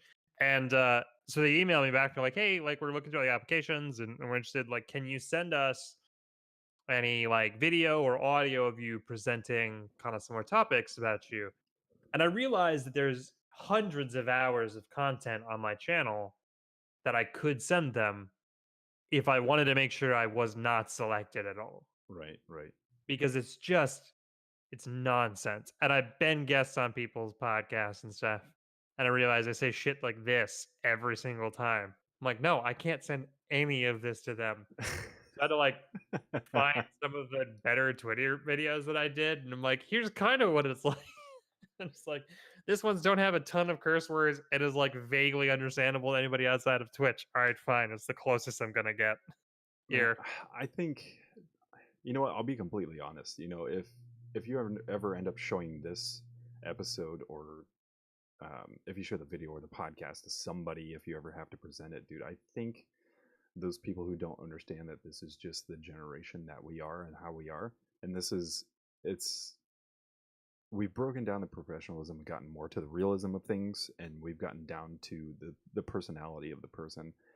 I think that if they don't understand that in their own branding and in their own marketing, and if they don't understand that in their own market research, then I think, in my opinion, I think whatever they're doing is going to fail, because that's just who we are. Yeah, I'm This is very, the very mild compared to most of the people that I know. You know, oh it's oh, and that's dude. This is the affiliate marketing world, which like they're a whole different kind of scumbag. yeah, I love it. oh yeah, I love them so much. They're like going to this conference is like a highlight of my year because it's totally like so like I go to TwitchCon basically, and I go to this conference called Affiliate Summit in New York City. First off, it's in New York City, which is just fucking cool place to be. But it's like these people are so different, and like me with my blue ass hair sticks out like a sore thumb. yeah, And they're like, "What the fuck is your thing?" And I'm like, "Oh, I do Twitch." And you're like, "My kid watches that all the time." And I'm like, yep. "Exactly. Want to advertise on it?" You know exactly what your kid likes. Then you should know, Yeah. if you're in marketing Well, and and advertising, that's you better pay attention to what your kid likes. straight up a go to move. Like if I cold email someone, like I'm talking to them or something, they're like, "Oh, I don't know that. What is Twitch?" I'm like, "Do you have a kid?" They're like, "Yeah, he's 12. Cool. Ask him. He'll Yeah, tell you. It's all he absolutely, watches." absolutely. Like, oh, okay. That's the thing that isn't YouTube. Got it. I'm like, yeah, okay, that's fine. I mean, we know the number one thing anybody's going to see when they say, "What do you like? What do you like to watch on Twitch?" "I like to watch Ninja. I like to watch TV. Yeah. I like Oh, Fortnite. dude, I Fortnite, owe Fortnite." I owe like I can directly correlate the Ninja Drake stream to 3 different advertising deals. Well, I can coordinate also. One of our viewers currently who's watching was lucky enough to have a host raid by Ninja of 110,000 viewers. So that was really cool. Nice. That was really cool. So Those big raids are always like fucking scary. it was really cool, but I think it's also really shitty too, because Yeah. that I don't think that's one of those things that I'll never truly understand, but I just saw the effects of it on how it can benefit a channel immediately and Mhm. then rapidly be completely non-beneficial to a channel in the long run, and it's tough to bounce back. It's execution. Yeah, Like it that's also what is. it comes down to is like there's definitely people that like get that and then are able to truly capitalize off of it. Um, Oh, they did. They did a great job. They it's not any fault to that person. They did a great job in managing all that. I don't know how they did it. A lot of sleepless nights, I assume. yeah, That would probably be my first assumption. But the way it was handled was amazingly well, and that's how this person and I became friends because I reached out to them and saw the chaos and I said, "Hey, if you need any help, I see the chaos that you're currently going through. I would love to help you at least manage your channel, dude, or manage the chat or something because I know this is crazy for you. You know, imagine like our this podcast right now.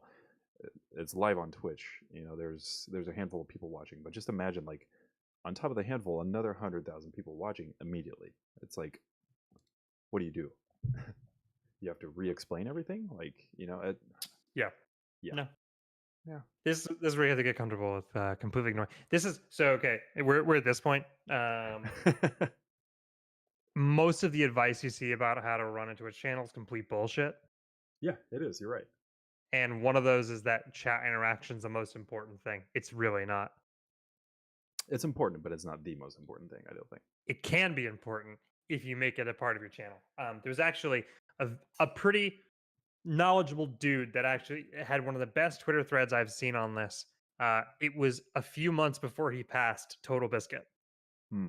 Yep. Yep. Yep. Was like, yeah, chat is the least important part of Twitch. And like people were freaking out. Like, how could you say that? And he's like, most people don't chat. The vast majority of people on the website are lurkers. They don't even have an account. So how can you tell me that chat is the most important thing? It's true. It's like, fuck, you can't argue with that. People still tried and they were wrong. I think a lot of people confuse. The problem is it's confirmation bias because the only positive feedback you're getting comes from that one place. So it makes sense to focus on it Yeah. when you don't realize that the majority of feedback that you're getting isn't actually coming from there. It's coming from nameless people that are not logged in or never say a word in your chat, but they're either watching or they stop watching. Yeah. Um, and so if your stream cannot function without a chat to interact with, then you're a shit broadcaster. Just Pot- gonna say it. Potentially, that's true. I mean, if I had to put it on a graph, I would say chatters to non-chatters would be 1/3 to 2/3. I would say. It's lower than that. I would say probably 2/3 of. That's just me personally. I would say probably 2/3 of the people who ever come to my channel don't chat at all. They just lurk, Let's and say that's this. great. So at your size stream, probably Yeah. right. But if we're looking total on the site, which is kind of what if you're wanting. Okay, keep in mind this. Everything I say completely doesn't apply to hobbyists. If you're just doing it for fun, ignore me entirely and just go live your best life. And I love you. But like, if you do want to take this seriously and make it like a career or even like a side income, then you shouldn't be looking at what you are now. You should be looking at where you want to be and how that will work. And as you move up in viewer numbers, then that chat interaction becomes a smaller and smaller fraction. Um, up until the biggest people where it becomes significantly higher, but it's all useless spam. Yeah, it tends to be. But I don't mind. A lot of my friends come into my channel too, so I think my statistics versus Twitch's overall are going to be a little offset because a lot of my friends sure. are here. A Yeah. lot of my friends are here, and I love them being here because I like talking to them. I love talking to my chat. I wouldn't say it's the primary thing in my channel. I don't think I would ever say that. I think probably just delivering a quality stream that's pretty easy to watch and just really chill. That's what I like to bring to the table. I mean, I think anybody just wants to bring good content. Good content can I don't know. I think that's a matter of perspective. There's no way to really put a you, you can't really define that. Like what is good? Good is in the eye of the beholder, you know? Oh yeah, for sure. I mean, and here's the thing: like when it comes to like watching streams, dude, like I've been on this platform for so long, and like doing work with it completely screws me up as a viewer. So I try not to pay attention to what I like because what I like is vastly different from what most people do. Yeah. Um, So Tarot Artist says that her streams require like tarot readings. It requires a person to work with. That's gonna be obviously where like there's exceptions to everything, Yeah. right? Her streams are Um, really cool, by the way. She did a reading for me last night, and it was really well. She did really well. so yeah, like if it's a people centric thing like that, then that can absolutely be different because that is the interaction is part of it. Right. That's a minority of content that's created on the site where the actual audience has zero real active role in how the content is really structured. And if you're not sure whether or not you're going to fall into that bucket, um, think if XYZ people don't show up to stream, can you do your content?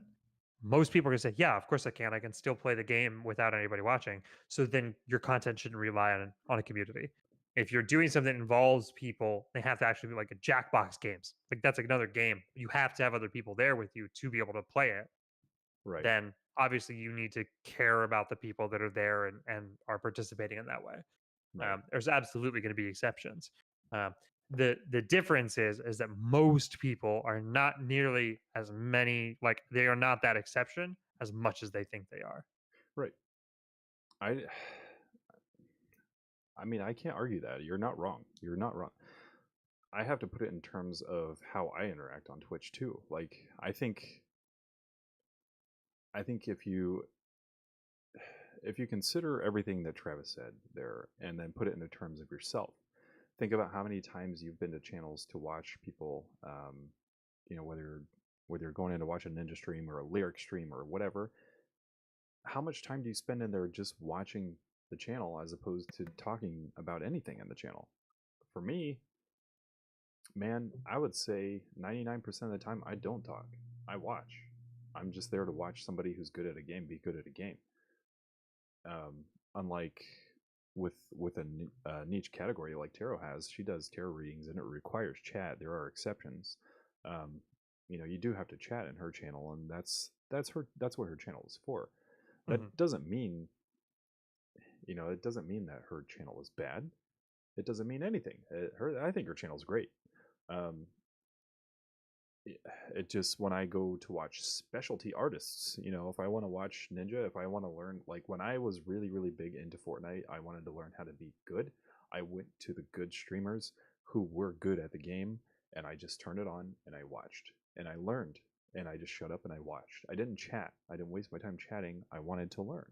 So I watched how they played and I learned things. So there are differences. It's a matter of specifics on what you want.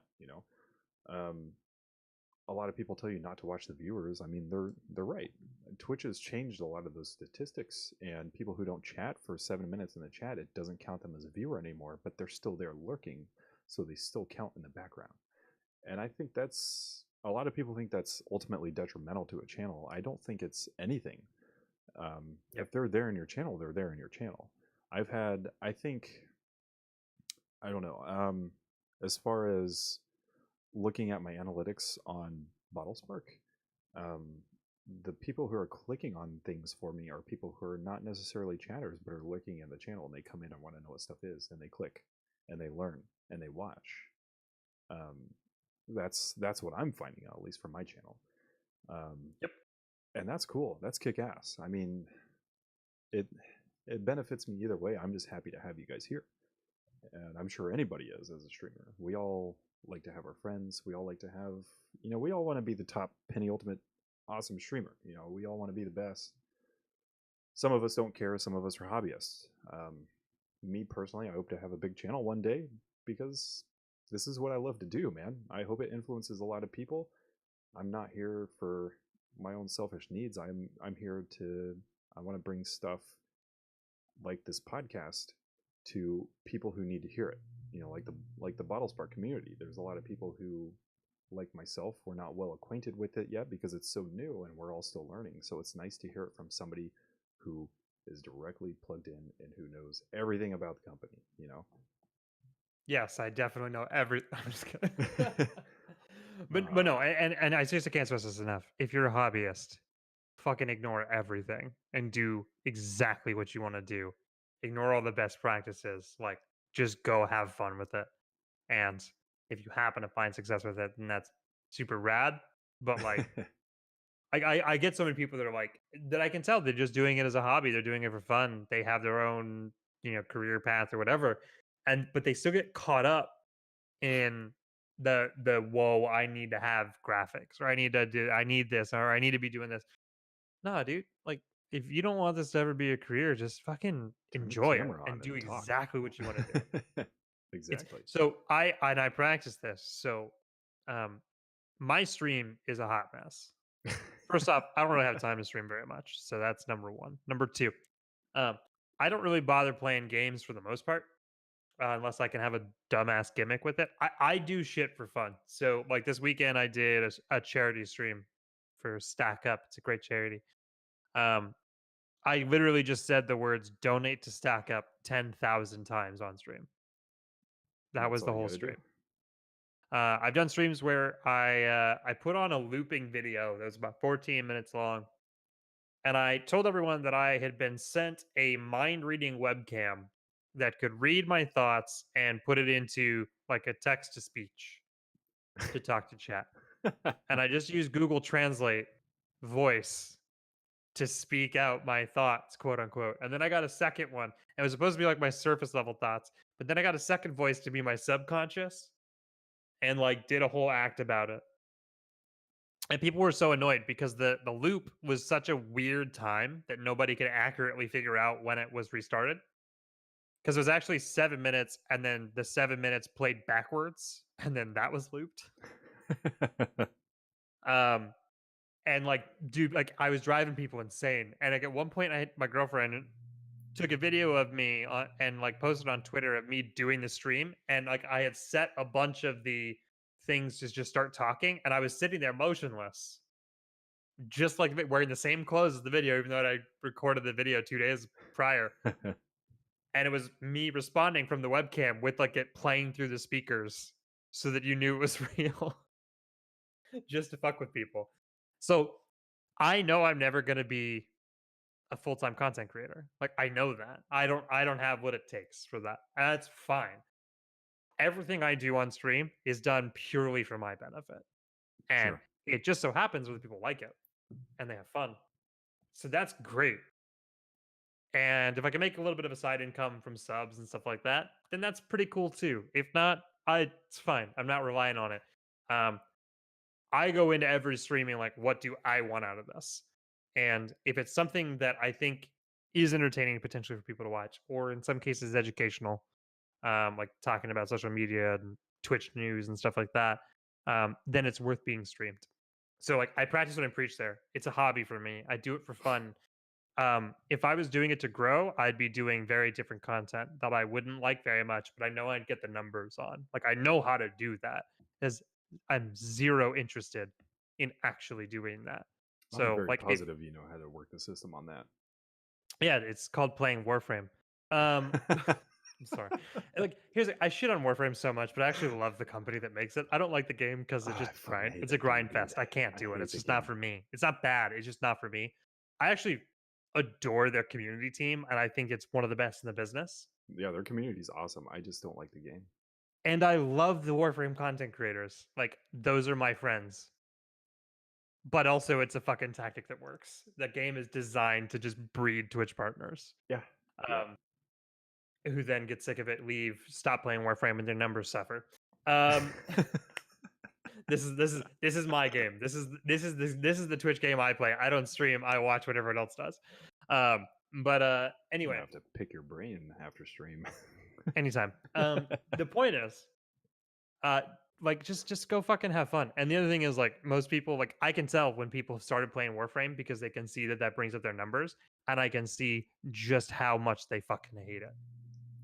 It's so obvious. It's starting to happen with Elder Scrolls Online 2 now, Yeah. by the way. And just what Alpha said, just do marbles on stream. Everybody does it. Yeah, dude, I've not watched any marbles on stream, so I have no understanding of what that is at all, other than screenshots I see, and it seems like It's just a marble so race, weird. man. It's just a marble race. Can it be that simple? Yeah, that's it. Okay. All right. It's just a community game. Race some marbles. Here's the Down a thing. That is track. even too much effort. The way that you get partner now is you go into just chatting and you just react to YouTube videos. That's it. That's all you have to do. I do that We from time to partnered in time for 3 months. fun. I don't do it for the views. I do it because it's fun as shit. Oh, dude, I mean, same. But I also somebody sent me a how to network on Twitter as a streamer guide the other day. And let me tell you, it was just as terrible as you think it's going to be. It sounds horrible already. And so that stream was just dissecting that. I mean, like, no, none of this actually works. And no one's impressed by the fact that you have 15,000 followers, but you're following 13,000. Yeah, yeah. It's not impressive. No one cares. Also, follow for follow doesn't work, guys. Well, like it does to an extent. If you want to get a high follower number on Twitter, yeah, it totally fucking works. Sure. Unfortunately, that guy's got less engagement than I do at 2,000 followers. Exactly. If you're going It's like, for who fucking engagement, cares? everybody's going for engagement on Twitch. But if you have a Yeah. high follower count on Twitter, that doesn't really matter about engagement. But if you're going for Twitch, which your people who are engaging your channel is directly proportionate to your salary, follow for follow does not work, guys. Nope. Don't do it. Yep, don't do it. Also, sub for sub is a thing. And honestly, I'm Oh, pretty God. sure Amazon is like, they're using bots to convince people to do that because they really are the ones that win out on that. I don't. And I think that's hilarious. Twitch case, they deserve all the money. I'll never do a sub for sub. I sub to my friends, man. I hook my friends up all the time. Yeah, it's actually really funny. Every tax season, you get to see just how real people are when they start asking on Twitter if they can um, deduct for their subs as a networking cost for their business. I'm like, I thought you were doing it to support your friends. Wow.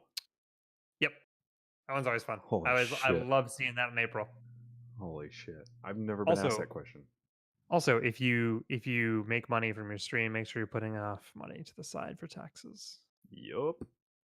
Please don't get fucked over every April. I'm so sick of seeing GoFundMe's for your rent in April.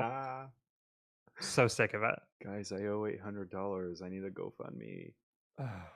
Jesus Christ. Oh, it's like, oh, you're happening to do a subathon on in March, huh? Wonder why that might be. What happened there? Did you not fill out Bonkers. Can't believe it. You fill out your tax information correctly. Yeah. Should have written off your fucking equipment, idiot. Your equipment is a tax write-off, people. The equipment that you purchase for your setup is a tax write-off. And by the way, if you want to call it a networking cost, then yes, so is subbing to other people. Subbing to other people is a donation. It's a charitable donation. You can write that shit off. You can claim it in our state up to $500. But I can write off everything on my desk. I got 3 monitors. I got a TV, 2 webcams, 3 mics. I got a computer full of 32 gigs of RAM and everything. All of it's a write-off, you guys. All of it. Write it off. Put it on your taxes. I need to get a 3rd monitor. It's getting to that point. Dude, it's so I'm not happy about it. I don't want a 3rd monitor. It's so nice. You do. I know it's going to be nice, but I don't want it. It feels like it's excessive, doesn't it? Until it becomes incredibly useful. It feels like it's excessive. I had 2 forever. I was like, when I built my first computer, I was like, dude, I'm going to have 2 monitors. I'm going to have the whole setup, and it's going to be super cool, man. And so I did that. And when I upgraded everything, I was like, you know what? I'm going to check out this 3 monitor experience. I know it's excessive, and I feel like it's really excessive. And then I started to use it, and I was like, nah, this is perfect. This is perfect, dude. I love it. And I got this really cool Avengers Endgame 3 monitor wallpaper that spans all the way across. It's beautiful. Look at you. Yeah. I got the hookup. 4K on computer equipment. Oh, jeez. 4K on equipment. That sounds delightful. Yeah, you can write all that off though. All written off. Yeah, but like I still have to spend it in the first place, and we're a startup, so yeah, I don't have a dope ass salary yet. Yeah, you guys are scrounging every day. I understand that things are man. tight. Look, honestly, you know what, dude? Like, and I still have a day job. I work 40 hours a week on top of Bottlespark. Yeah. Oh Jesus, man. And dude, you know what though? Like, it gives me a huge amount of appreciation. It gives me something to work towards to be able to quit it. Mm-hmm.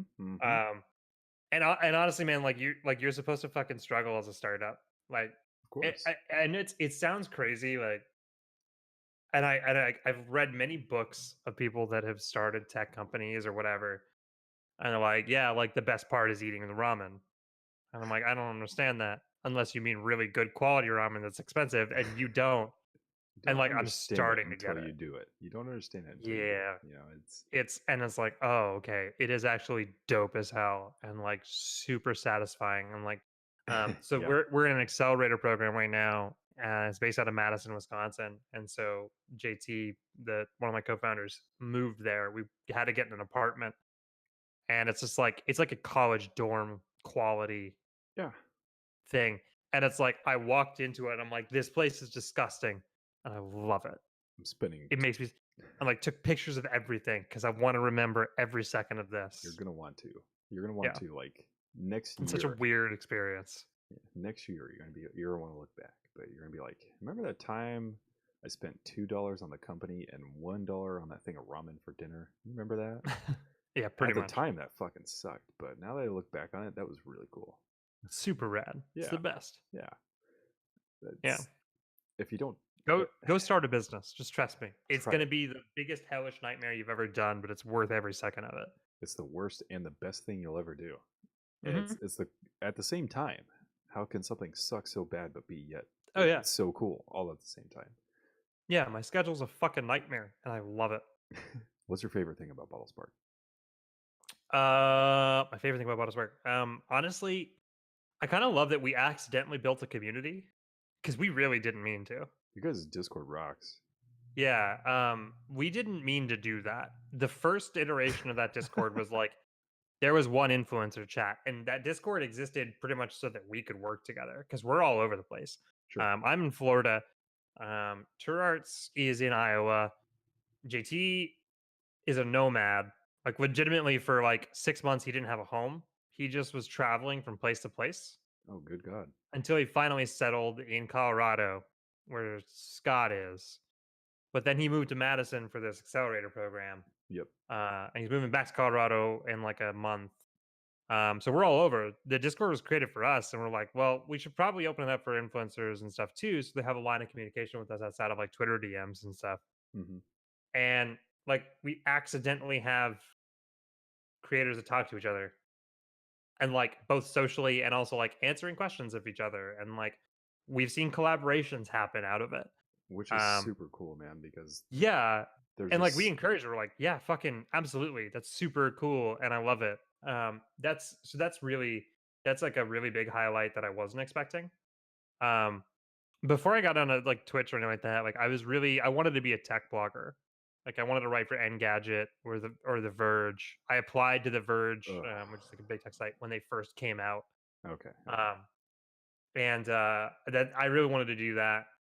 And so like I followed the tech scene, and a lot of that included like social media startups and internet startups and stuff. Sure. And so it's like vaguely familiar with all that. And it's like the other part that I love is just like it very much is a dream that I get to combine my love for Twitch because I absolutely love this platform. There's very few things in this world that I love more than this platform. For as much shit as I give it constantly, and as much shit as I give streamers on it, it's because I love it so much and because I want the best for it. But I get to combine that with like running a tech startup. That's super fucking rad. Like, it's just cool. Like, I never thought I would do this. Right. I always just assumed I'd like find some job that like was fine. I didn't hate it, but it didn't consume me, and I would just do whatever when I was off. Um, I still very much value my time off and protect it in certain ways because it's, healthy. Um, but like having a job that I absolutely love and like don't mind spending 60 hours a week on is pretty cool. Yeah. It's gotta be cool, man. I know it feels good. I can speak from experience. I know it feels good, but It does. some of the guys out there who haven't like don't have their own business and all that. There's nothing wrong with that, but there's a certain satisfaction that comes with it. Yeah, and like if you're not the kind that like wants to be a leader, like that's totally fine by the way. Sure. Like for example, I never want to be the CEO. That sounds terrible. That It sounds like way too much responsibility. it is Nuh-uh. terrible and awesome at the same time. I always want to be able to point a finger at someone. Like, no, no, no, no, no. He's the but Like I, so that's totally fine. I never Like wanted to be the answer man. go go work at a really small company. Like I can't recommend that enough. Where you're like a number 2 or number 3, where you have the responsibility. You guys aren't balling out yet, and like you're fucking scrapping and you're struggling. Um, and like every day matters. Like it's scary as shit, Every minute matters. but like it's when you have those bad days, it sucks. But when you have those good days, oh god, they're fucking crack. Mm-hmm. They're so good, and it'll last you for months because that'll be you got months until your next really good one that you love, probably. Oh god, I hope somebody doesn't clip that. You said that's like crack. I mean, it's don't do crack. Crack is whack. Don't do it. Yeah, no.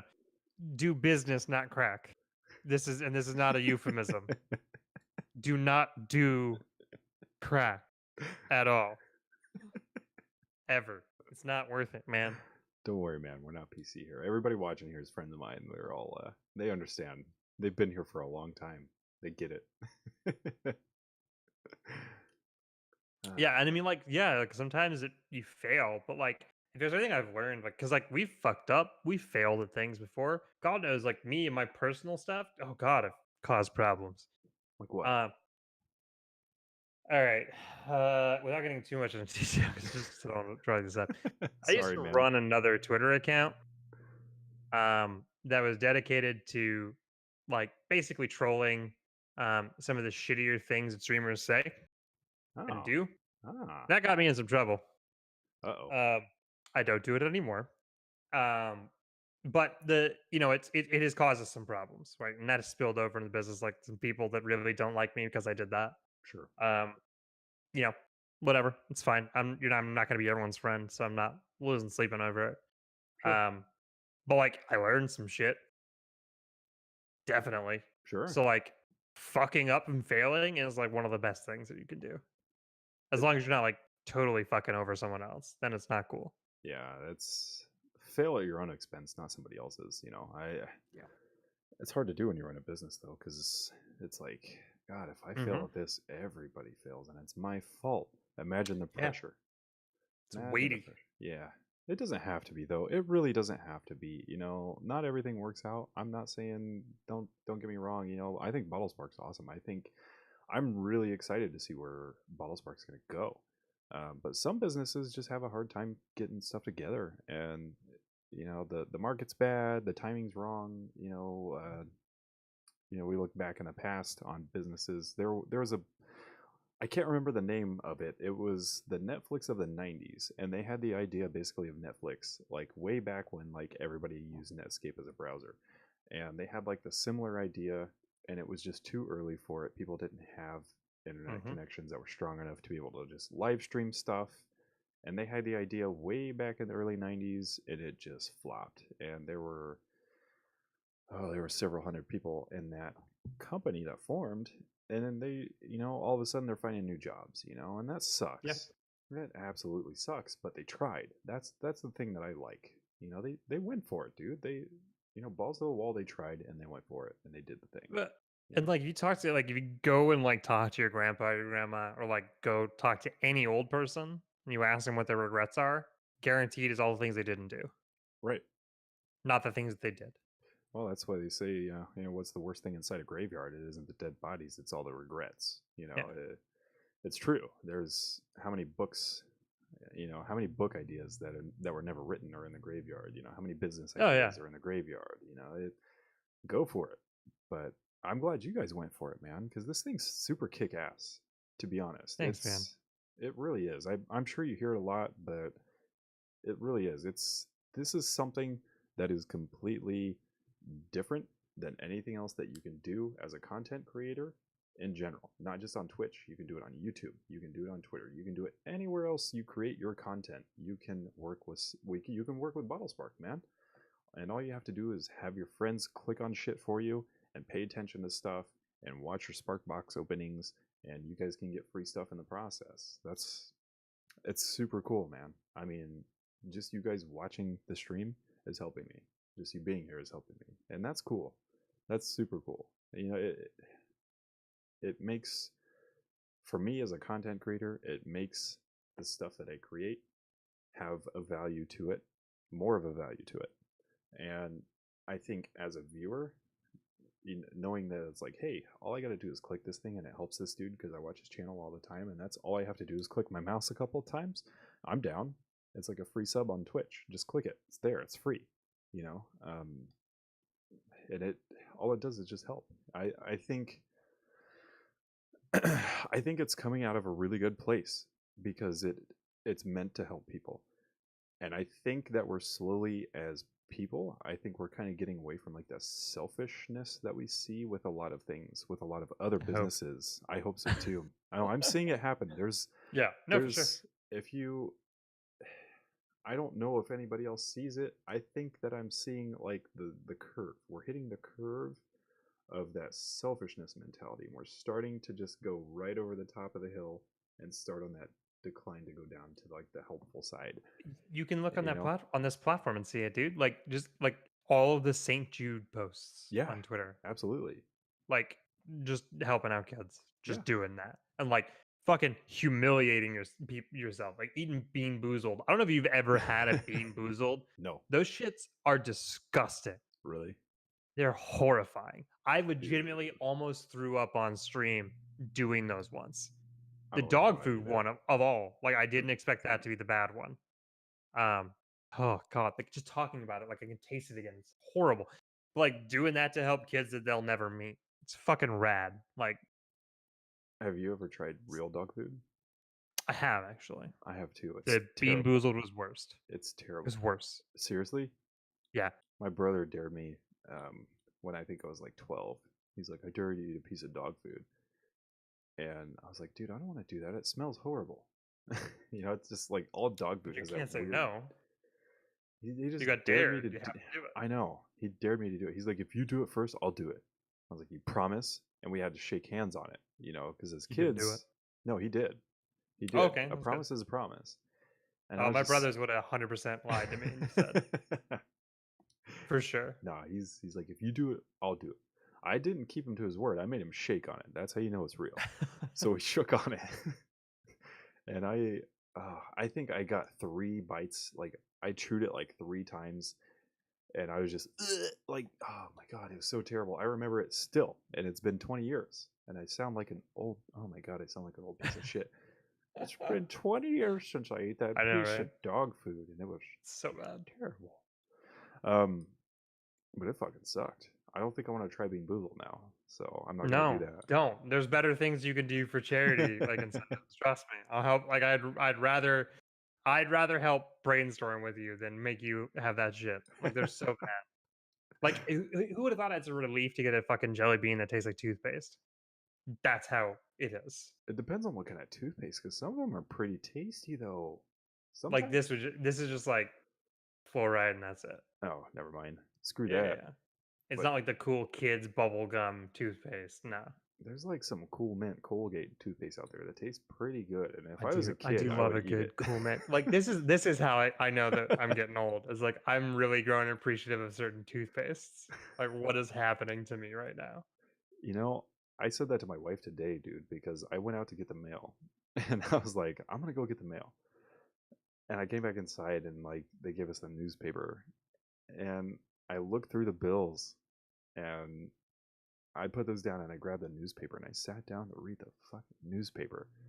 And she sat down at the kitchen table with me as I was reading it, and my kids playing like in the kitchen with us, and our we have a newborn that was with us, and I'm just reading through. And she's like, I'm just like reading stuff. I didn't realize it until she like looks at me and she's like, hey, what's in all the coupons? Are there any good ones? And I looked at her, dude. I was just like, oh my god, we're old. Yeah, a little bit. She's like, that's okay. She's like, I'd rather grow old with you. And I was like, oh, okay. Aww, all right. That's adorable. I know, man. She's good at that shit. I'm good at it too, but that was a good one. She makes getting old pretty fun. Did you just drop your cup? No, I didn't drop anything. My dog knocked over my jack. Sorry, my girlfriend's dog knocked over my Jack because he came in to say hi. I was just gonna ask. I thought you dropped like a glass of it. Didn't break the No. bottle, did you? Oh no, bottle's totally fine. I'm calm. If that had happened, I would not have been calm. Okay, We do not get in between this man and his honey whiskey. that sounds pretty good. I like Fireball personally. I like the See, burn on the like way down. spicy is good. Like it's good, but like this is just it's just smooth. And I appreciate it. It's so Man. good. You can put it in a nice sweet tea if you want to, and it's mwah. I'm gonna have to try it. I haven't really tried it. I'm on my second It's worth Guinness it. though, which is pretty good. Guinness is pretty banging. I haven't had a Guinness in a long ass time. I got the extra stout, man. That's good. Oh, those are the only ones to get. Yeah, it's good. The problem is I went keto for a long time, and beer is Yeah. basically just bread. Here's the thing: I lost 50 pounds last year doing it. So like, it's worth it. Sure. And whiskey, keto friendly, so it's fine.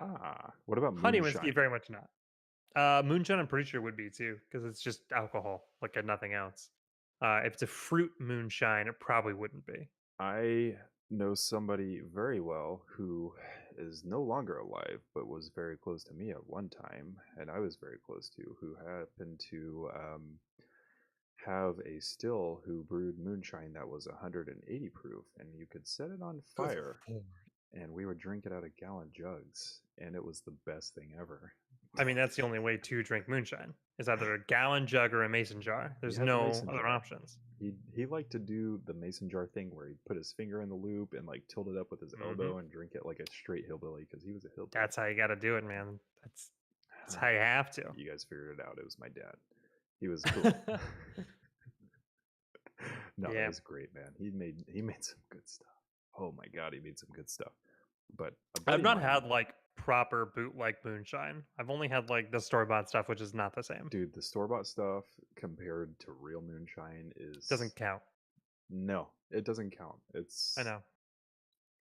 I I haven't spent enough time in Tennessee to have moonshine, so I can't even make a good comparison. It's like having powdered eggs versus real eggs. yeah. It's like that. No, I totally recognize that I haven't done it right. But like where Yeah. I'm from, like in Georgia, where I'm originally from, like they don't really do moonshine. I feel like, at least in Atlanta, very much. Probably not in It's just Atlanta, weird. but in the southern parts of Georgia, hell yeah. Oh, I'm sure they do. You Yeah, just knock on somebody's door and be like, "Hey, can I borrow some of your moonshine?" Oh yeah, come on in. it's in their bathtub because they're not using it for anything else. But yeah, it's and in Florida they definitely don't really do moonshine. Yeah, probably not. No, They do Terrible flocka place. in Florida. Florida's popular Flocka? for flocka. What? It's a drug. You need to look up. oh, Get up on okay, yeah, YouTube yeah, and look up flocka. It's crazy, dude. It's no, crazy. it's is that bath salts basically? We're eating faces. Yeah, yeah. Except the Yeah. that guy in Florida that ate the face, that one back in like 2010.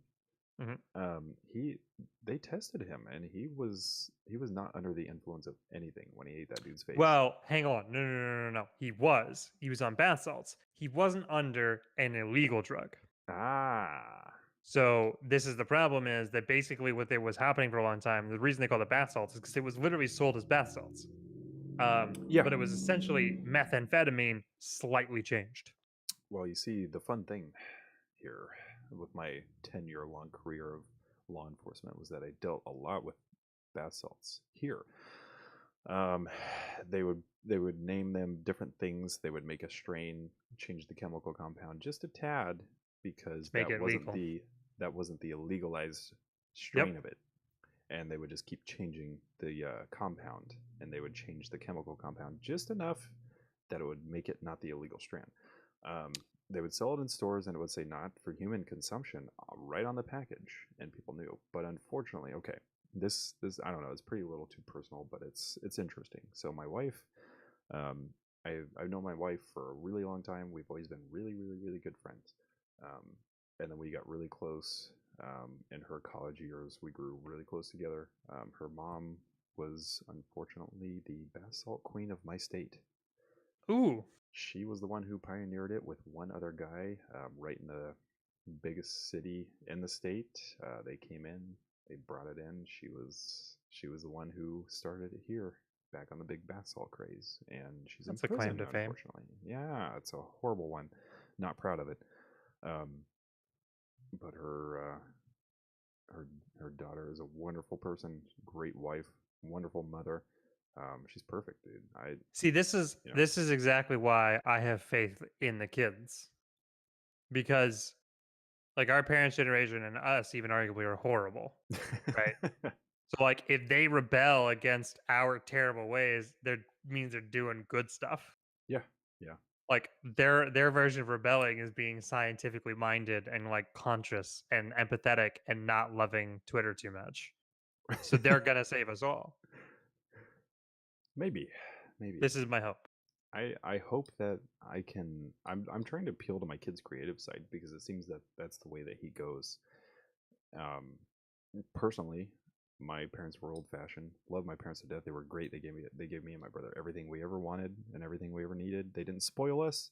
They gave us what we needed, not always what we wanted, and they were old fashioned and old school about things. Um, Dad was strict. Mom was the chef, sort of deal.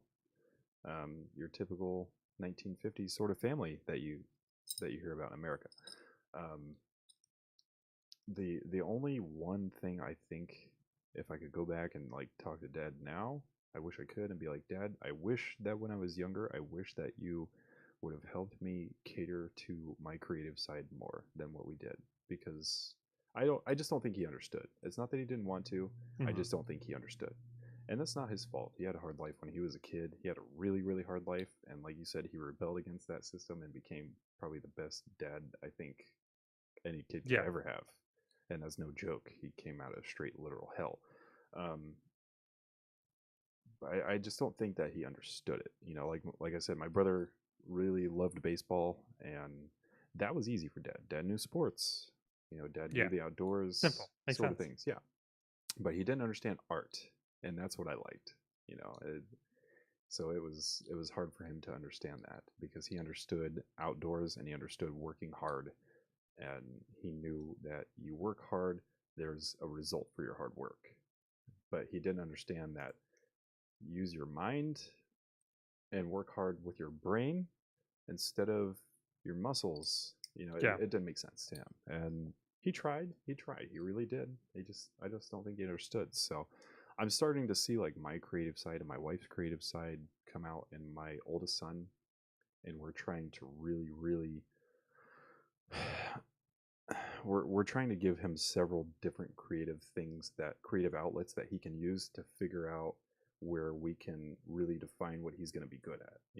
We're trying to test things here and there. Like he likes Legos a lot. He loves his Legos. He likes Minecraft. Part of that's the kids stuff in Minecraft, but he likes to build stuff. And I don't know, who knows where that would go. Whether it's game design or whether it's an architect, or who knows where it could go. He could build a space shuttle. I don't know, but we'll find out down the road. He's only 4. Um, it's kind of, I don't know. Raising a kid is kind of like a startup business. Look at that segue I just did. I am way more terrified of that business than the one I'm in right now. Let me tell you that. Your business is your child. For now, yeah. I mean, who knows that the other kind of business may happen in the Yeah. future, and your boy's terrified. Wait, what do you mean? What's So going like on? I had a sounds like you and I had a little bit of different upbringing because I did not have the 50s situation. Not a lot of people did, man. Not a lot of people did. I know I was very lucky to have both mom and dad in the Yeah. house. I know that. Yeah, my mom like she left when I was little. She we didn't have a great relationship ever growing up. It was just like years of like having her in my life, not having her in my life, having her in my life, not having her in her life. Mm. Like meanwhile, I have like a place. Like my stepmom was like thoroughly involved in life. She was not like great because like my dad and my stepmom were saddled with a total of 3 kids that were all way too smart for our own good, and not at all interested in applying that academically or in normal ways. We were only interested in applying it into seeing what we could get away with. And Ah, it's like my dad was a drummer, like so like he actually got the creative side. He was a music teacher when I was growing up and like badass. taught me how to drum and stuff. But it was also still like that 1950s, you work hard, you do your 8 hours a day, etc. Yeah, yeah. So like they had crazy insane rules that they were just random and they didn't explain them. And they could have saved themselves so much problems if they just explained their logic, but they're like, we're the parents and you do what we say. I'm Yup. like, Yup. but free will exists, so no, we're not going to actually do that because you've told us to. Now we're going to do the opposite. I don't actually want to do the opposite. Didn't plan on doing the opposite until you told me I couldn't. That Now I was have my to. one big complaint was why? Because we said Yeah. so. What the Yeah, fuck no, does no. that mean? So that's so like, and then like, so like my mom was like, turns out was an alcoholic. Something I only realized when she like died last year. And um, so anyway, all this to say, I'm horrified of what I would do to a kid because I know what my parents did to me. That's what would make you a good father, though. See, this is what my girlfriend says. And this is also what my dad says. Because I always says, like, no, I'm pretty sure I'd be a terrible dad. And they're like, no, you'd be great because you learned all the stuff that you shouldn't do. I'm like, Right. yeah, Exactly. but I'm also selfish as shit. So, like, That's okay too. yeah, it's the whole thing. I don't. It.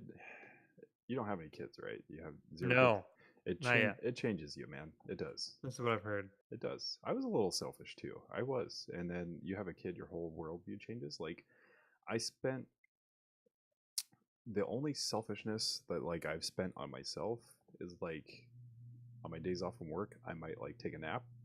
But the only like things that I buy for myself are things related to like my computer setup.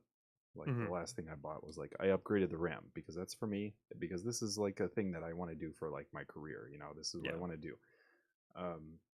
That and my kid's really getting involved in it too, and he likes it. But Yeah. everything else, like I don't care about anything else, man. I've got some really good friends inside of the internet and outside of the internet. Some of the people that I hang out with outside of here are watching right now. What's up, Andy? I hate you. I'm just kidding. I don't. He's awesome. He's my Wow. best friend. He's my best friend. He's been my best Fuck friend. that for, Andy like, guy. Yeah, fuck that guy. He called me a douche earlier. It's fine. No, we've been friends for like 10 years, man. He's a good dude. It changes you in a way that it makes you selfless, even if you don't want to be. It just happens, dude. It just happens. It's pretty cool. A lot of your time is gone. This is what I hear, but it still terrifies me. It did for me too, but it was terrifying in an exciting way. You know, it was cool. There's nothing. I'm coming to terms with it. It's not. I was like that I never want a kid. I was on board with that for many years. I was too. And then I met my current girlfriend. She wore me down. Ah. She's also definitely not listening right now, so I can get away with saying that. Wait, is this girlfriend is she the one? Is this the one you're gonna? Oh, okay. I mean, yeah, like we have a house, so yeah, it's like a whole. Like I say, like I'm running out of like points to be able to say I'm not an adult anymore, and it sucks because I don't want to be an adult. But yeah, it's a whole ass thing. I don't think I haven't had enough anybody of wants before. to be an adult because that just implies responsibility and fucking work until you die bullshit. Yeah, But and like no, man.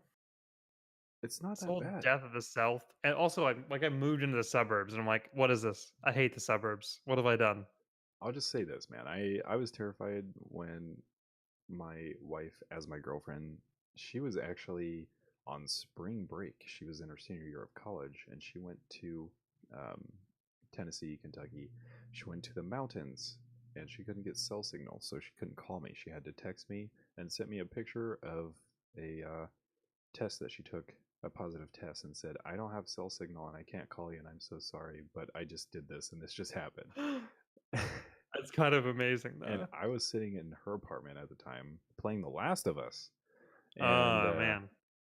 I read the text, and the only, like, don't take this in a horrible way because it's not meant to be horrible at all. I didn't say this out of anything but just the shock of it all. I just texted her the word fuck.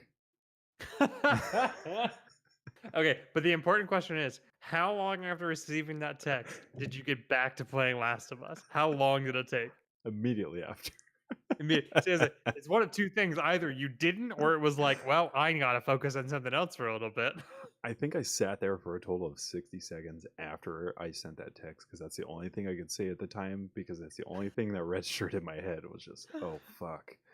But now. And I sat there and I was like, in my head, I remember rationalizing. I was like, well, she's on a mountain. We've got 9 months of waiting before this kid comes out. There's literally nothing I can do at this point. So I calmed And down, Last of Us is right and here. then I just turned the game back on, and I used the game to calm down. You know, Yeah. it helped me chill a little bit. Um, but when she got back home, the look she gave me was excitement, like I'm happy to see you, and then the other one was, oh fuck, I'm scared too. But I, it's not like that anymore, man. I liked my one kid so much, we had another. I'll just say that. All right. This is what I keep hearing. I don't know.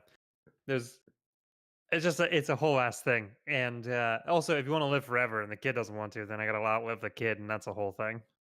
I don't know. Maybe it could be like a competition race. Like, hey, I just ran 65 miles an hour with my bionic legs. How fast you go? 63. Loser. Still got you. Yeah. And then I gotta get the upgrades. See, that I'd be okay with. Yeah, that'd be cool. So, all right. So about Bottlespark, man. I'm sure you talk about it Yes. all day, every day. I know that, but It's okay. This is what I'm here for. yeah, what's coming up? Like, what's in the future? Are you guys doing more Spark boxes? Like, what's adding? What are we doing, man? Yes, I mean we're working now to get the next Sparkbox going. It may not be like next month, like we want to, but a lot of it is like, cool. Let's see how this one goes. Let's get feedback. Let's see, because this is a beta, right? It's the first time. Yeah. Um, How did the beta go so anyway? I mean, it seems to have gone great. It's been unreal, like seeing like the amount of like times that the Twitter account has been tagged, because I check that 7-8 million times a day. It's like it's constant. Yeah. Being able to go and like watch people unbox it and like go through each of the products and like experience it and like talk about it and be excited for it. I'm like, what the fuck? Because part of people's charity streams for St. Jude. I'm like, whoa, that's amazing. The feedback has overall been very positive. There has been some criticism on it too. There's some things that we know that we can learn and do better next time, so the next one will be even better. I think I know what you're talking about. You also don't know, like it's not Yeah, just yeah. one thing. Yeah. But like, and that's like the whole thing. Like, that's we want to be transparent, and that means that we want everyone to be transparent with us.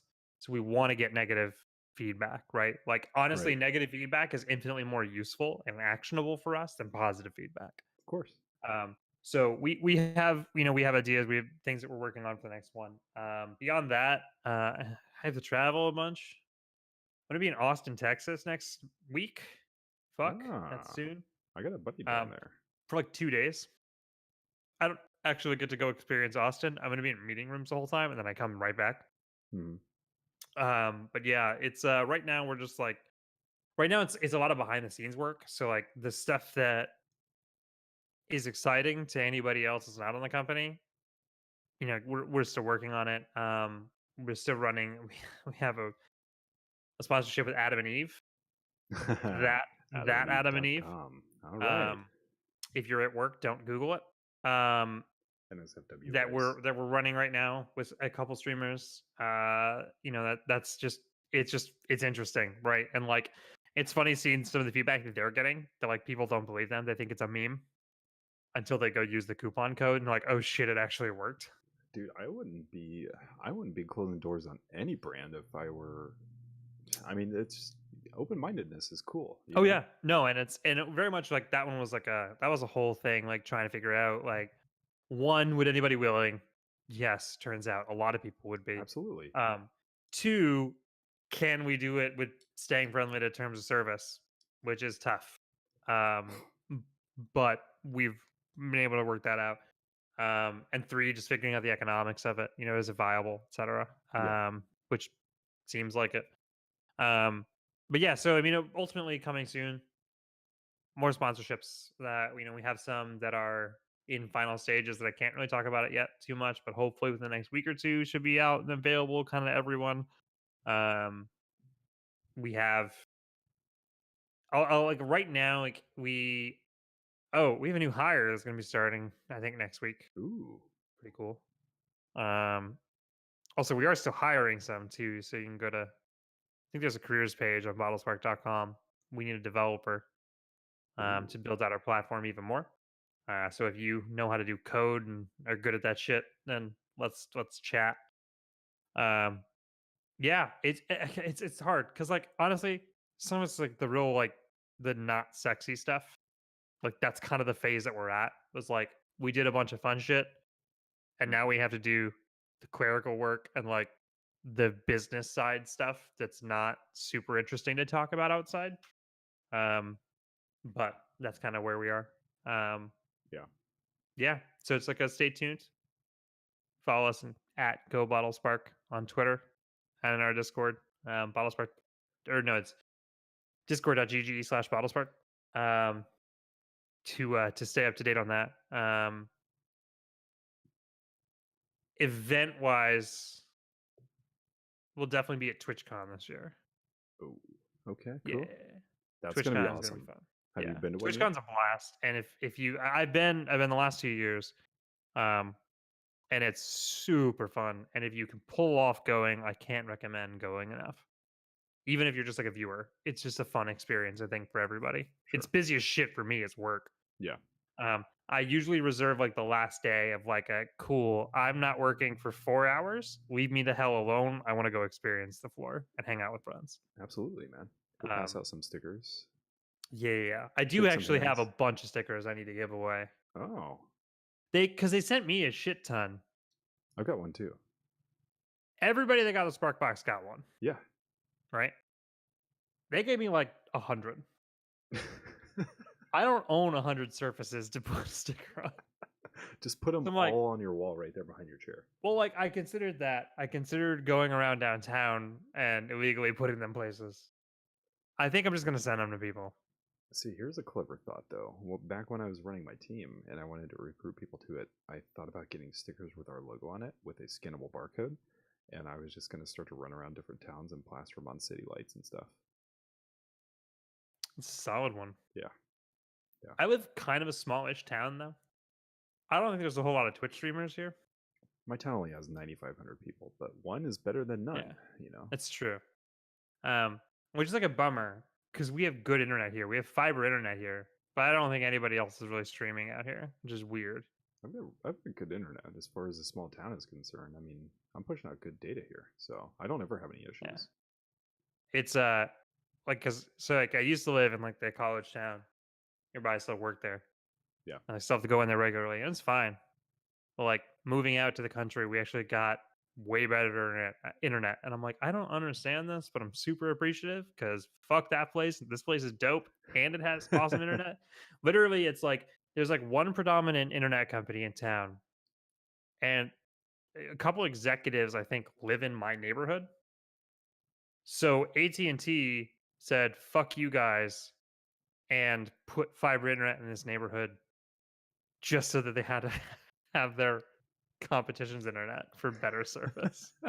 It's probably just because there's so many people in one populous area. It just will. And it It'll worked out bog great. everything down. Because now I get fiber internet and like nobody's using it other than me for the most part. So I'm like, sweet. Let's go, dude. Dude, since moving out here, haven't dropped a single frame on stream yet. It's so glorious. In It's a thing of beauty. 2.5 hours, I dropped 116 frames. That's it. That's still pretty good. That is pretty good, and I think That's that pretty came good. down to just OBS issues, not internet Yeah. issues. Yeah, we'll blame that on OBS. Which like shout out to OBS. Can like for a quick second, OBS has literally built an industry on its back for free. It's true, man.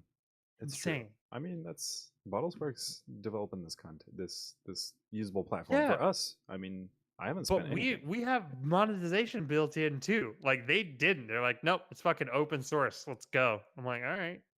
Thanks, man. Appreciate you. Is frame Like- drop something streamers seriously pay attention to? Yes, absolutely. Yeah, absolutely do. absolutely. Yeah. I mean, it's not something that like I care about very much. I care about when it's a problem. That's pretty much the only one you should care about, except when you want to brag about fiber internet to say you can do streams without dropping a single frame in 6 hours. Yeah. Well, that's just bragging. That's just measuring dicks at that point. That is, but yeah, I look at it to make sure my system's healthy, basically. But if you use OBS, you can see it down at the bottom. It'll show your live status and how long you've been live for, and it'll tell you your drop frame percentage. It'll tell you how many frames you've dropped. Mostly, as long as you don't see yellow, orange, or red, then you're fine. Yeah, just look for that green bar and you're good. Dude, it was so funny. I saw somebody tweet out, they're like, how to make a streamer panic. And it was like, it was all the right shades. It was like green, yellow, orange, red. It's Yeah. like, oh, fuck. Like, what's wrong? I'm like, you son of a bitch. This is good.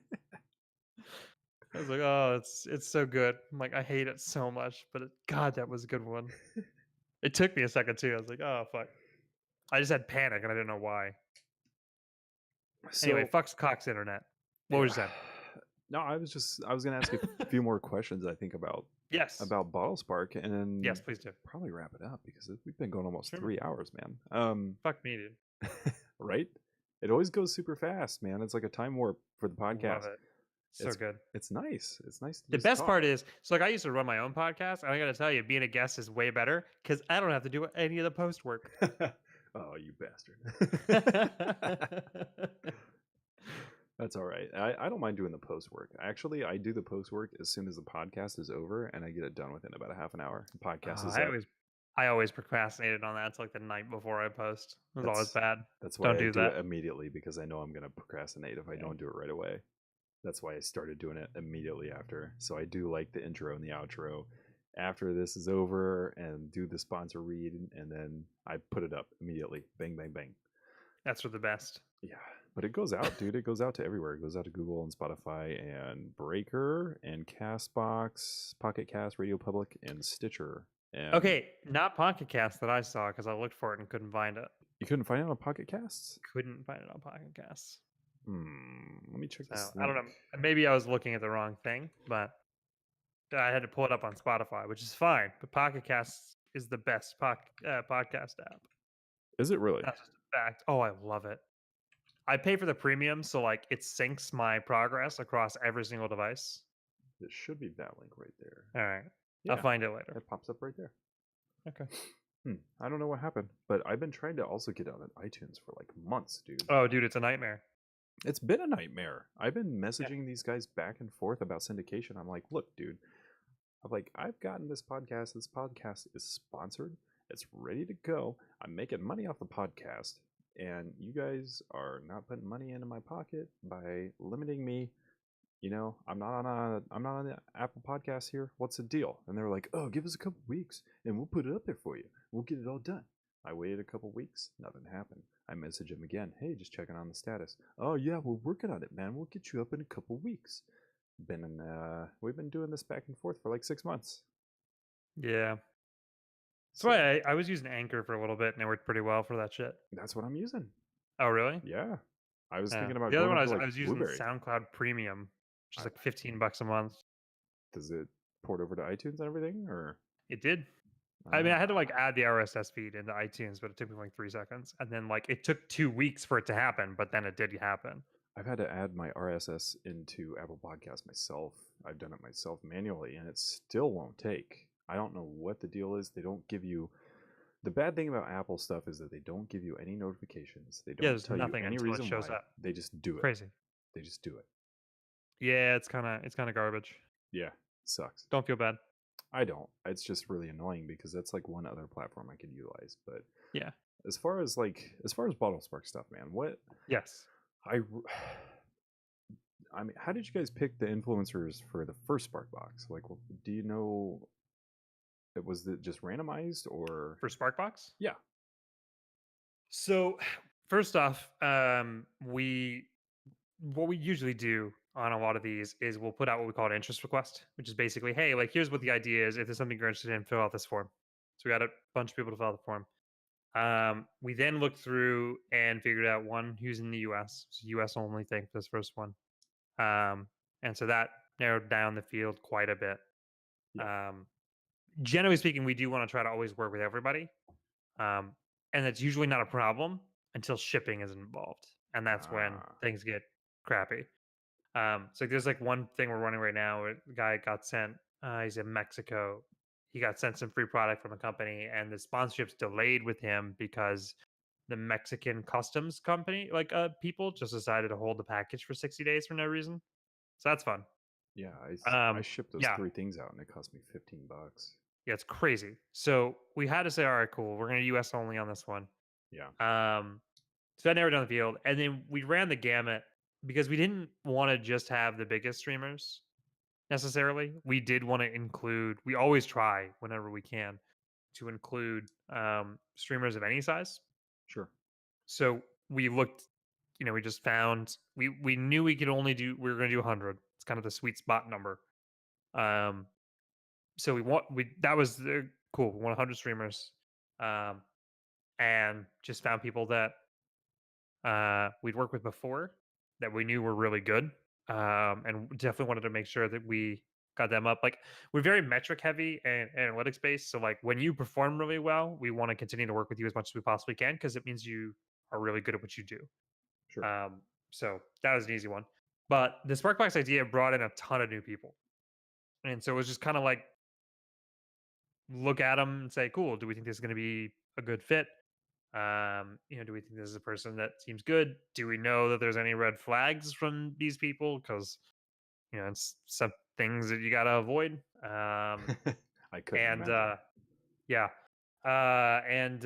And make sure that, the people that we send it to, we think are actually going to perform well on and actually, handle their end of everything fine and be good to work with. So like, there wasn't one set of criteria that we're looking at. There was a bunch of different things. It was kind of like a lot of it. And I hate it because it feels unscientific at times. But certain things just comes down to a gut feeling.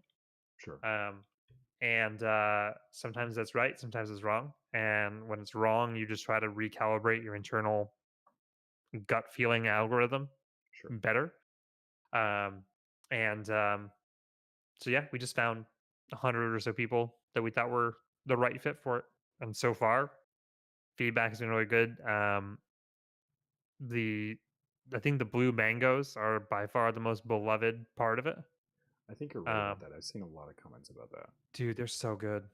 I want more. Like I want more. That's I only got one package just like everybody else. I'm like, dude, can I like flex somewhere to get more? No, the that. answer is no to that question. I can't. Listen, my name is Um, Travis Shreffler. I want I 10 of know. these Don't you now. Don't you know who I am? No, please. If ever I say that seriously, please fucking punch me in the face. Like that company's really cool, but they're like in Kickstarter phase. Like they don't really have a ton extra to send. Yeah, I'm like, yeah. all right, fine. I'll just go pay for this Kickstarter like everyone else, I guess. Has that ever worked though? Do you know who I am? Like, do you think Look, that's I've ever never worked? legitimately tried it, and maybe one day. Maybe, Um, maybe. just to be an asshole to like someone that deserves it. But yeah, so it's just we picked the 100 people that we thought were going to be good fits that said they were interested. Awesome. Cool. Well, chat, listeners, viewers, I was one of the lucky ones that got picked. I feel really lucky. I really do. I feel lucky. I feel lucky because it was fun. I had a lot of fun. And if you guys, honestly, if you guys have thought about signing up, if you guys haven't signed up and you've been delaying it, stop being Do it. silly. Stop being silly. Just go Go to sign up. bottlespark.com right now. Go to bottlespark.com. It's super easy. It really, really, it took me like what? It takes maybe 10 minutes max to sign up for everything. Yeah. You can sign up and you can opt in to be part of the Sparkbox program, I think still. Yeah. And they'll choose at random, probably. I don't know how you guys are going to do it next time around, but that's how they chose this time around. I don't 100% know either. We'll find out. Yeah, it was also really cool that you guys threw some cash in on one of the boxes, so that was cool. Yeah. Yep. So yeah, and it's we try to do that. Even if you don't, by the way, which also by the way, you can do this to double up a little bit. So even if you like aren't in the Sparkbox now or anything like that, we have our own offer. We're basically using our own platform because we believe in it. It's where you can just get paid for like joining some other offers, and there's a support page you can click on to get to those links all in one place. And we literally are paying people just to use that. Yeah, Open to anybody once you get an account approved. yeah, it's awesome. It's super awesome. There's money waiting for me. I know you said you made a mention about metrics, analytics, and stuff. As far as for people who want analytics and want to know more about their accounts, and like, do you think down the road in the future we'll be able to see like where the clicks are coming from what you know? Are we going to get more in-depth analytics as time goes on? I assume so, but Yes. Yeah, absolutely. we have like an entire roadmap of things that we want to build for the platform. That's why we want to Ooh, hire at least one person for both influencers and for advertisers. There's yeah, a ton of stuff. Like our board is full of shit that we know we absolutely want. It just comes down to um, right now we have to prioritize what we need versus what would be nice and what we have the time for, sure, which is not a ton of that right now with our bandwidth um, until we have people that can do nothing but code and build the site and the platform out. sure. So analytics tracking not only of like clicks and stuff, but we want to have more robust information about like your conversion. So like when people actually buy stuff, so you can see what doesn't work. We want to actually have more analytics for your stream stuff as well. So right now, and if you are a streamer, you should know about this website, sullygnome.com, SULLYGNOME. That's who we use for analytics right now. Mhm. Amazing analytics platform, totally free, super robust. We want to try to include some of that information just on your account, so it's all in one place. Cool. There's a ton of different stuff that we want to do for just general site improvement to make the site more one-stop shop for not just making money through the offers that we have on the site, but also just like understanding what you're doing with your streams better. That's what I wanted to hear. Yeah, This is why I stick with these guys, chat. That's why I stick with these guys. I liked them from the start, and I think I'm gonna like them in the future too. I oh don't see that shucks. changing, man. I'm being serious. It's hard for me to get behind things because I'm so used to things starting and stopping and just not. I like having the open platform for communication. How many businesses do you know where you can reach out and talk to the owner? You can't do that. Yeah, You can't do that anywhere. not nearly enough. How many? And like that's another thing. Like like as we scale, like we're gonna need more people like me doing this kind of stuff so that we can try to keep that relationship as as one to one as much as possible because I think there's a ton of value in it. Yeah, It may not always be totally as easy, but like honestly, I've always felt like the day that I even think about having to close my DMs, then something I'm failing at and I have to fix it. understandable. I get that. That makes a lot of sense. That just means you're going to be a good. Means you're going to be a good boss. I mean, I hope future employees agree. We'll find out. I think so. I'm gonna fuck with them a lot, so I don't make that promise. I mean, I'm. Then. Hey, that's some people like. It's not for everybody. Some people like it. Some people don't. I mean, if I It's could culture, man. if I could code, I'd be hitting you guys up like yesterday, but I can't. But I can make graphics like a mofo. But Dude, I can't code to save my life. I wish I mm, could too, so I could build the things that I want instead of what the roadmap like we voted overall we want to do first. Because I'm like, no, I don't want that. I want this other thing. If I could code, I just do it my damn self. But like, I look at code. Code is math, and that's the problem. yeah, I can do Like, pretty no, much it doesn't anything work. else other than code. I only know just the base amount. I checked it out Yeah, one time. Like I've self taught myself everything. I checked out coding and I just wasn't into it, man. I could code some basic on TI-83s, and that was about it. I did I built the Hello World program one time Yeah, on Google Apps and I put it on my phone for fun. And and then that was it. And after I that, was I like, was yep, done. we're done. I was like, Cool. yeah. Bye bye, Android SDK. Get the fuck out of here. And that was my fill. But no, Yeah, pretty I much. like graphics, man. I work on I build my I'm building a YouTube montage and I'm making the motion graphics and stuff myself, and it's tedious and taking a lot of time. So This is why I'm excited for the automated highlights that Twitch is going to do because that should make that super fucking easy. yeah, I hope so. I It's hope such a so. rad dude. Like I'm so excited to see what that is going to look like. It's there. I just hope it gets better. It needs to be better. Wait, hang on. I think you might be talking about. Do you know they're making automated montages of streams? Yeah, yeah. Okay, because that I think they said it's coming out in like November. I hope so. Dude, like if that's anywhere close to good, it's gonna make like those YouTube exports so simple for people. There's gonna be no excuse not to like start building a YouTube presence to bring in more Twitch content Yeah, I think that's where and they're Twitch going with users. it. But at the same time, if you think about it though, it kind of sucks because like some of my moderators in my chat clip things for me, and it's gonna take that part of their use away. It's almost like automating another job that we are so worried about to see in the next 10 years. But Well, tough shit because automation's happening, so you need to be prepared for it, whether you like it or not. everybody's going And to be a secondly, robot, you know? you can think of it that way, or you can think of it as it frees up your mods to actually be mods Yeah. My chat isn't and always so community busy, leaders. but Also, by the way, that's why I'll never be a successful streamer because I like to mod my own channel largely. I don't have time to do it when I'm in the middle of a firefight in Apex and somebody is using like a Yeah. distasteful word. I can't sit there and ban them in the This middle of a is firefight. why I don't stream games much anymore, so I can just like cool, just boop pop. I'm a control freak. Also, most of my mods have been modded when I was really drunk on stream. Oh, And they weren't a mod going into the stream, and I'm like, I need someone to do this because I'm useless at this point. Yeah, don't. Like I said, please don't look at my stream as a to-do list of anything that you should actually do for your own content. I promise you, it's not. it But probably, if it works for you, man, it works for you. Don't knock it. You know, it might work for somebody else too. It's very arguable possible. whether or not it's arguable whether or not it actually works for me. But that's a whole other 3 hours. I argue whether my channel works for me, let alone somebody else who copies it. You know, I fear for them. Look, I've had a blast. I've had a blast. I have too, man. I really appreciate you being here. I appreciate you asking me. This is super fun. But before we wrap up, are there any other questions? I don't want to. Like, I'm almost stopping into host mode. It's not my show. Yeah, no, I think I asked all the important questions that I really wanted to ask. I mean, we talked about some of the struggles of it and some of the really cool points and about where it's going, about what's coming hang up. on. There's one thing that we didn't get into that I said I wanted to get into first. Your social security number? No. Fast food drive-thrus. I was in a McDonald's between window 1 of paying and window 2 of picking up my food for 20 minutes today. Oh, Jesus. 20 fucking minutes.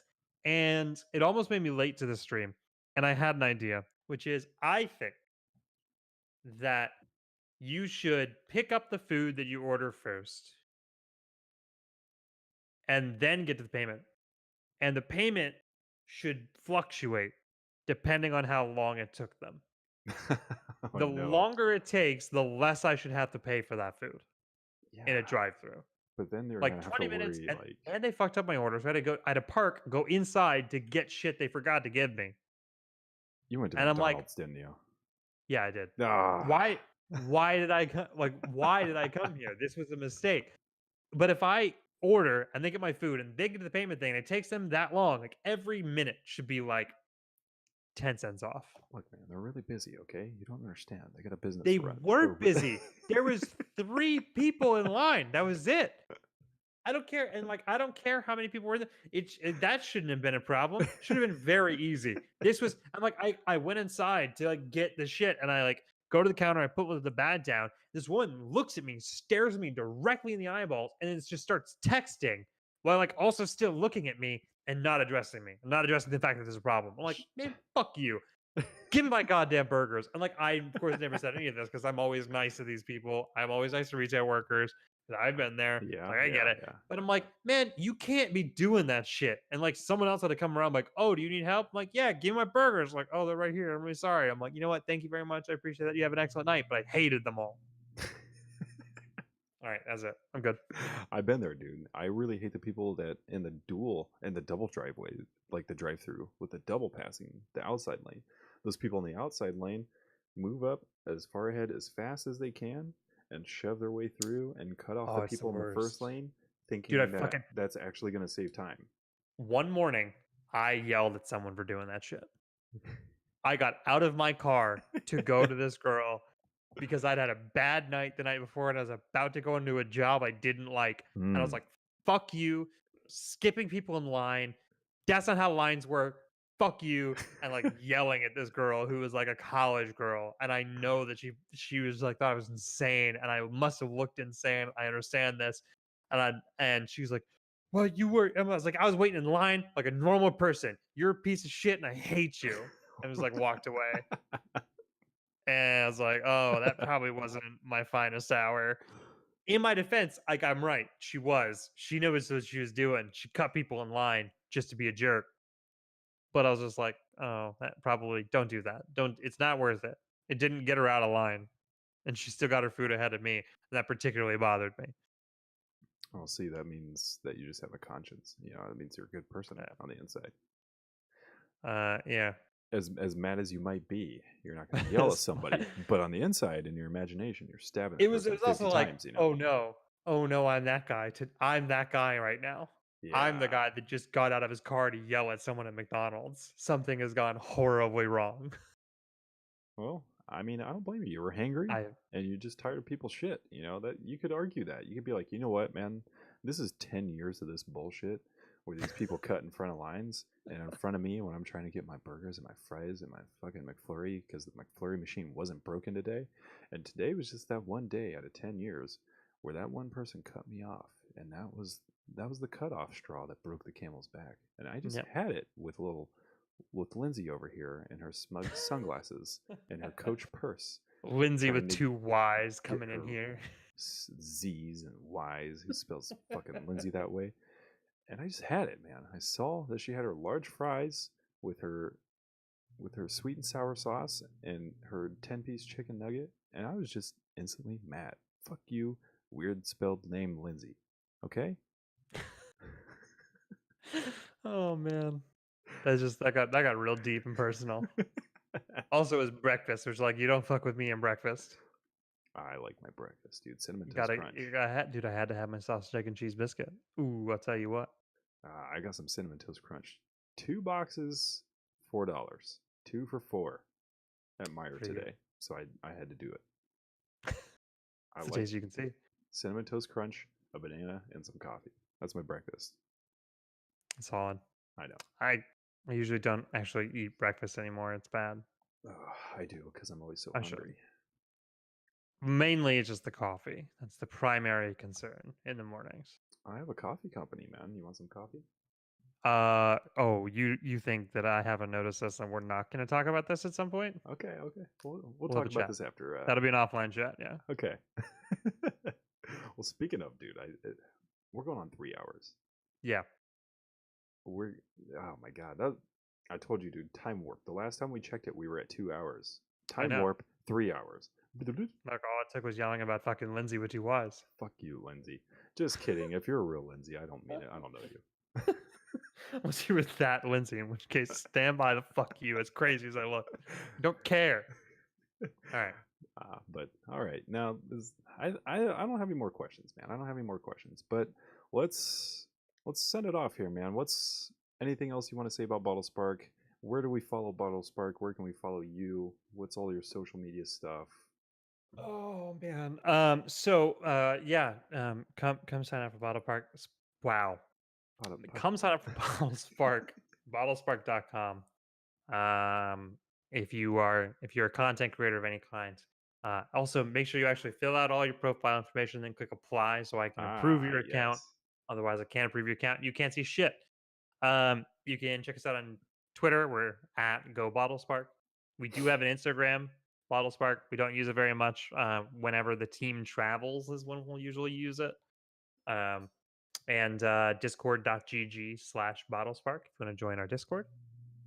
Join and the then me Discord, personally, guys. Join the Discord. It's yeah, fun. it's cool there. It's fun times. And then me personally, I'm at Travis Shreffler most places. You can find me there. It's not Shreffler. It's Shreffler. Shreffler. There's an R there. Does that piss you off when people say that wrong? I mean, it did when I was like a kid, but I'm just used to it now. That's fine. Okay. I'm used to it. I just like when people ask my name, I just say Travis and hope they don't ask for my last name.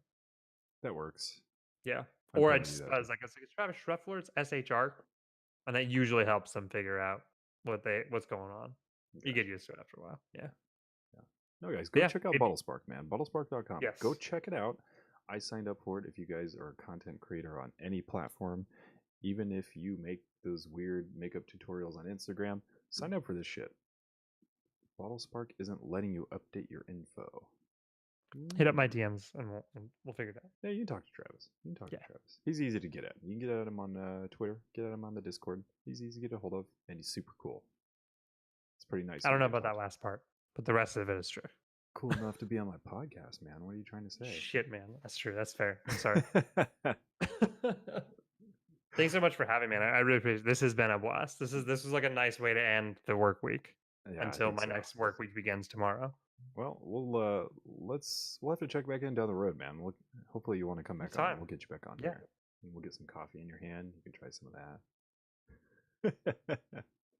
Noah, what's up, man? You came at the end of the podcast, dude. This is the Yeah, live hi show. Noah, bye Noah. Yeah, hi Noah. Bye Noah. Thank you for the host, though. I appreciate it, man. Noah, you missed it all, dude. You're gonna have to watch and recap, but go sign up for Bottlespark.com. Go sign up. Guys, make sure you subscribe on Spotify and maybe give it a rating if that's available or anything. Oh, I do have one more question. I'm sorry. Oh. Any plans for a mobile app? Yes. But No, there's no but. Oh, Yeah, we okay. have plans for it. Okay. I wouldn't wait for it anytime soon. Okay. Okay. The site should mostly work on your browser. Right. On a mobile. You may have to turn it sideways, like you may have to be landscape sometimes for certain things to function. It's just kind of a quirk of how this site is set up right now. Yeah, I mean, yes, we absolutely want to have mobile. Awesome. We have a Twitch extension planned. It's just prioritizing. Understandable. Either way, dude, I'm excited. I'm excited for Bottlespark. I'm excited where it's going to go. If my projections are right, I usually get them pretty close. I see a lot of cool things happening within the next year. I really hope you're right. 9 times out of 10, I'm nail on, hitting the nail on the head. Okay. So, I feel like it'll be fine. I feel like you guys will do really well if you keep going in the same direction and speed with the same amount of attention that you spend currently. I think you'll be completely fine. We're gonna work to make sure you're right. There's no hope. There's no you luck. will. I know you will. I've foreseen it. It's in the future. I've seen it. Look, you're like trans-dimensional, so I'm not gonna argue with you. It's true. There's 2 of me in the same dimension. How does that happen? I don't even know. Yeah, I don't know. Guys, I think we're done here. We're done. Okay. That was a good episode number 10, dude. Thanks, man. Thanks, chat, for putting up with me. Thank you, Travis Shreffler. Thank you. Guys, out. Good night. Bye.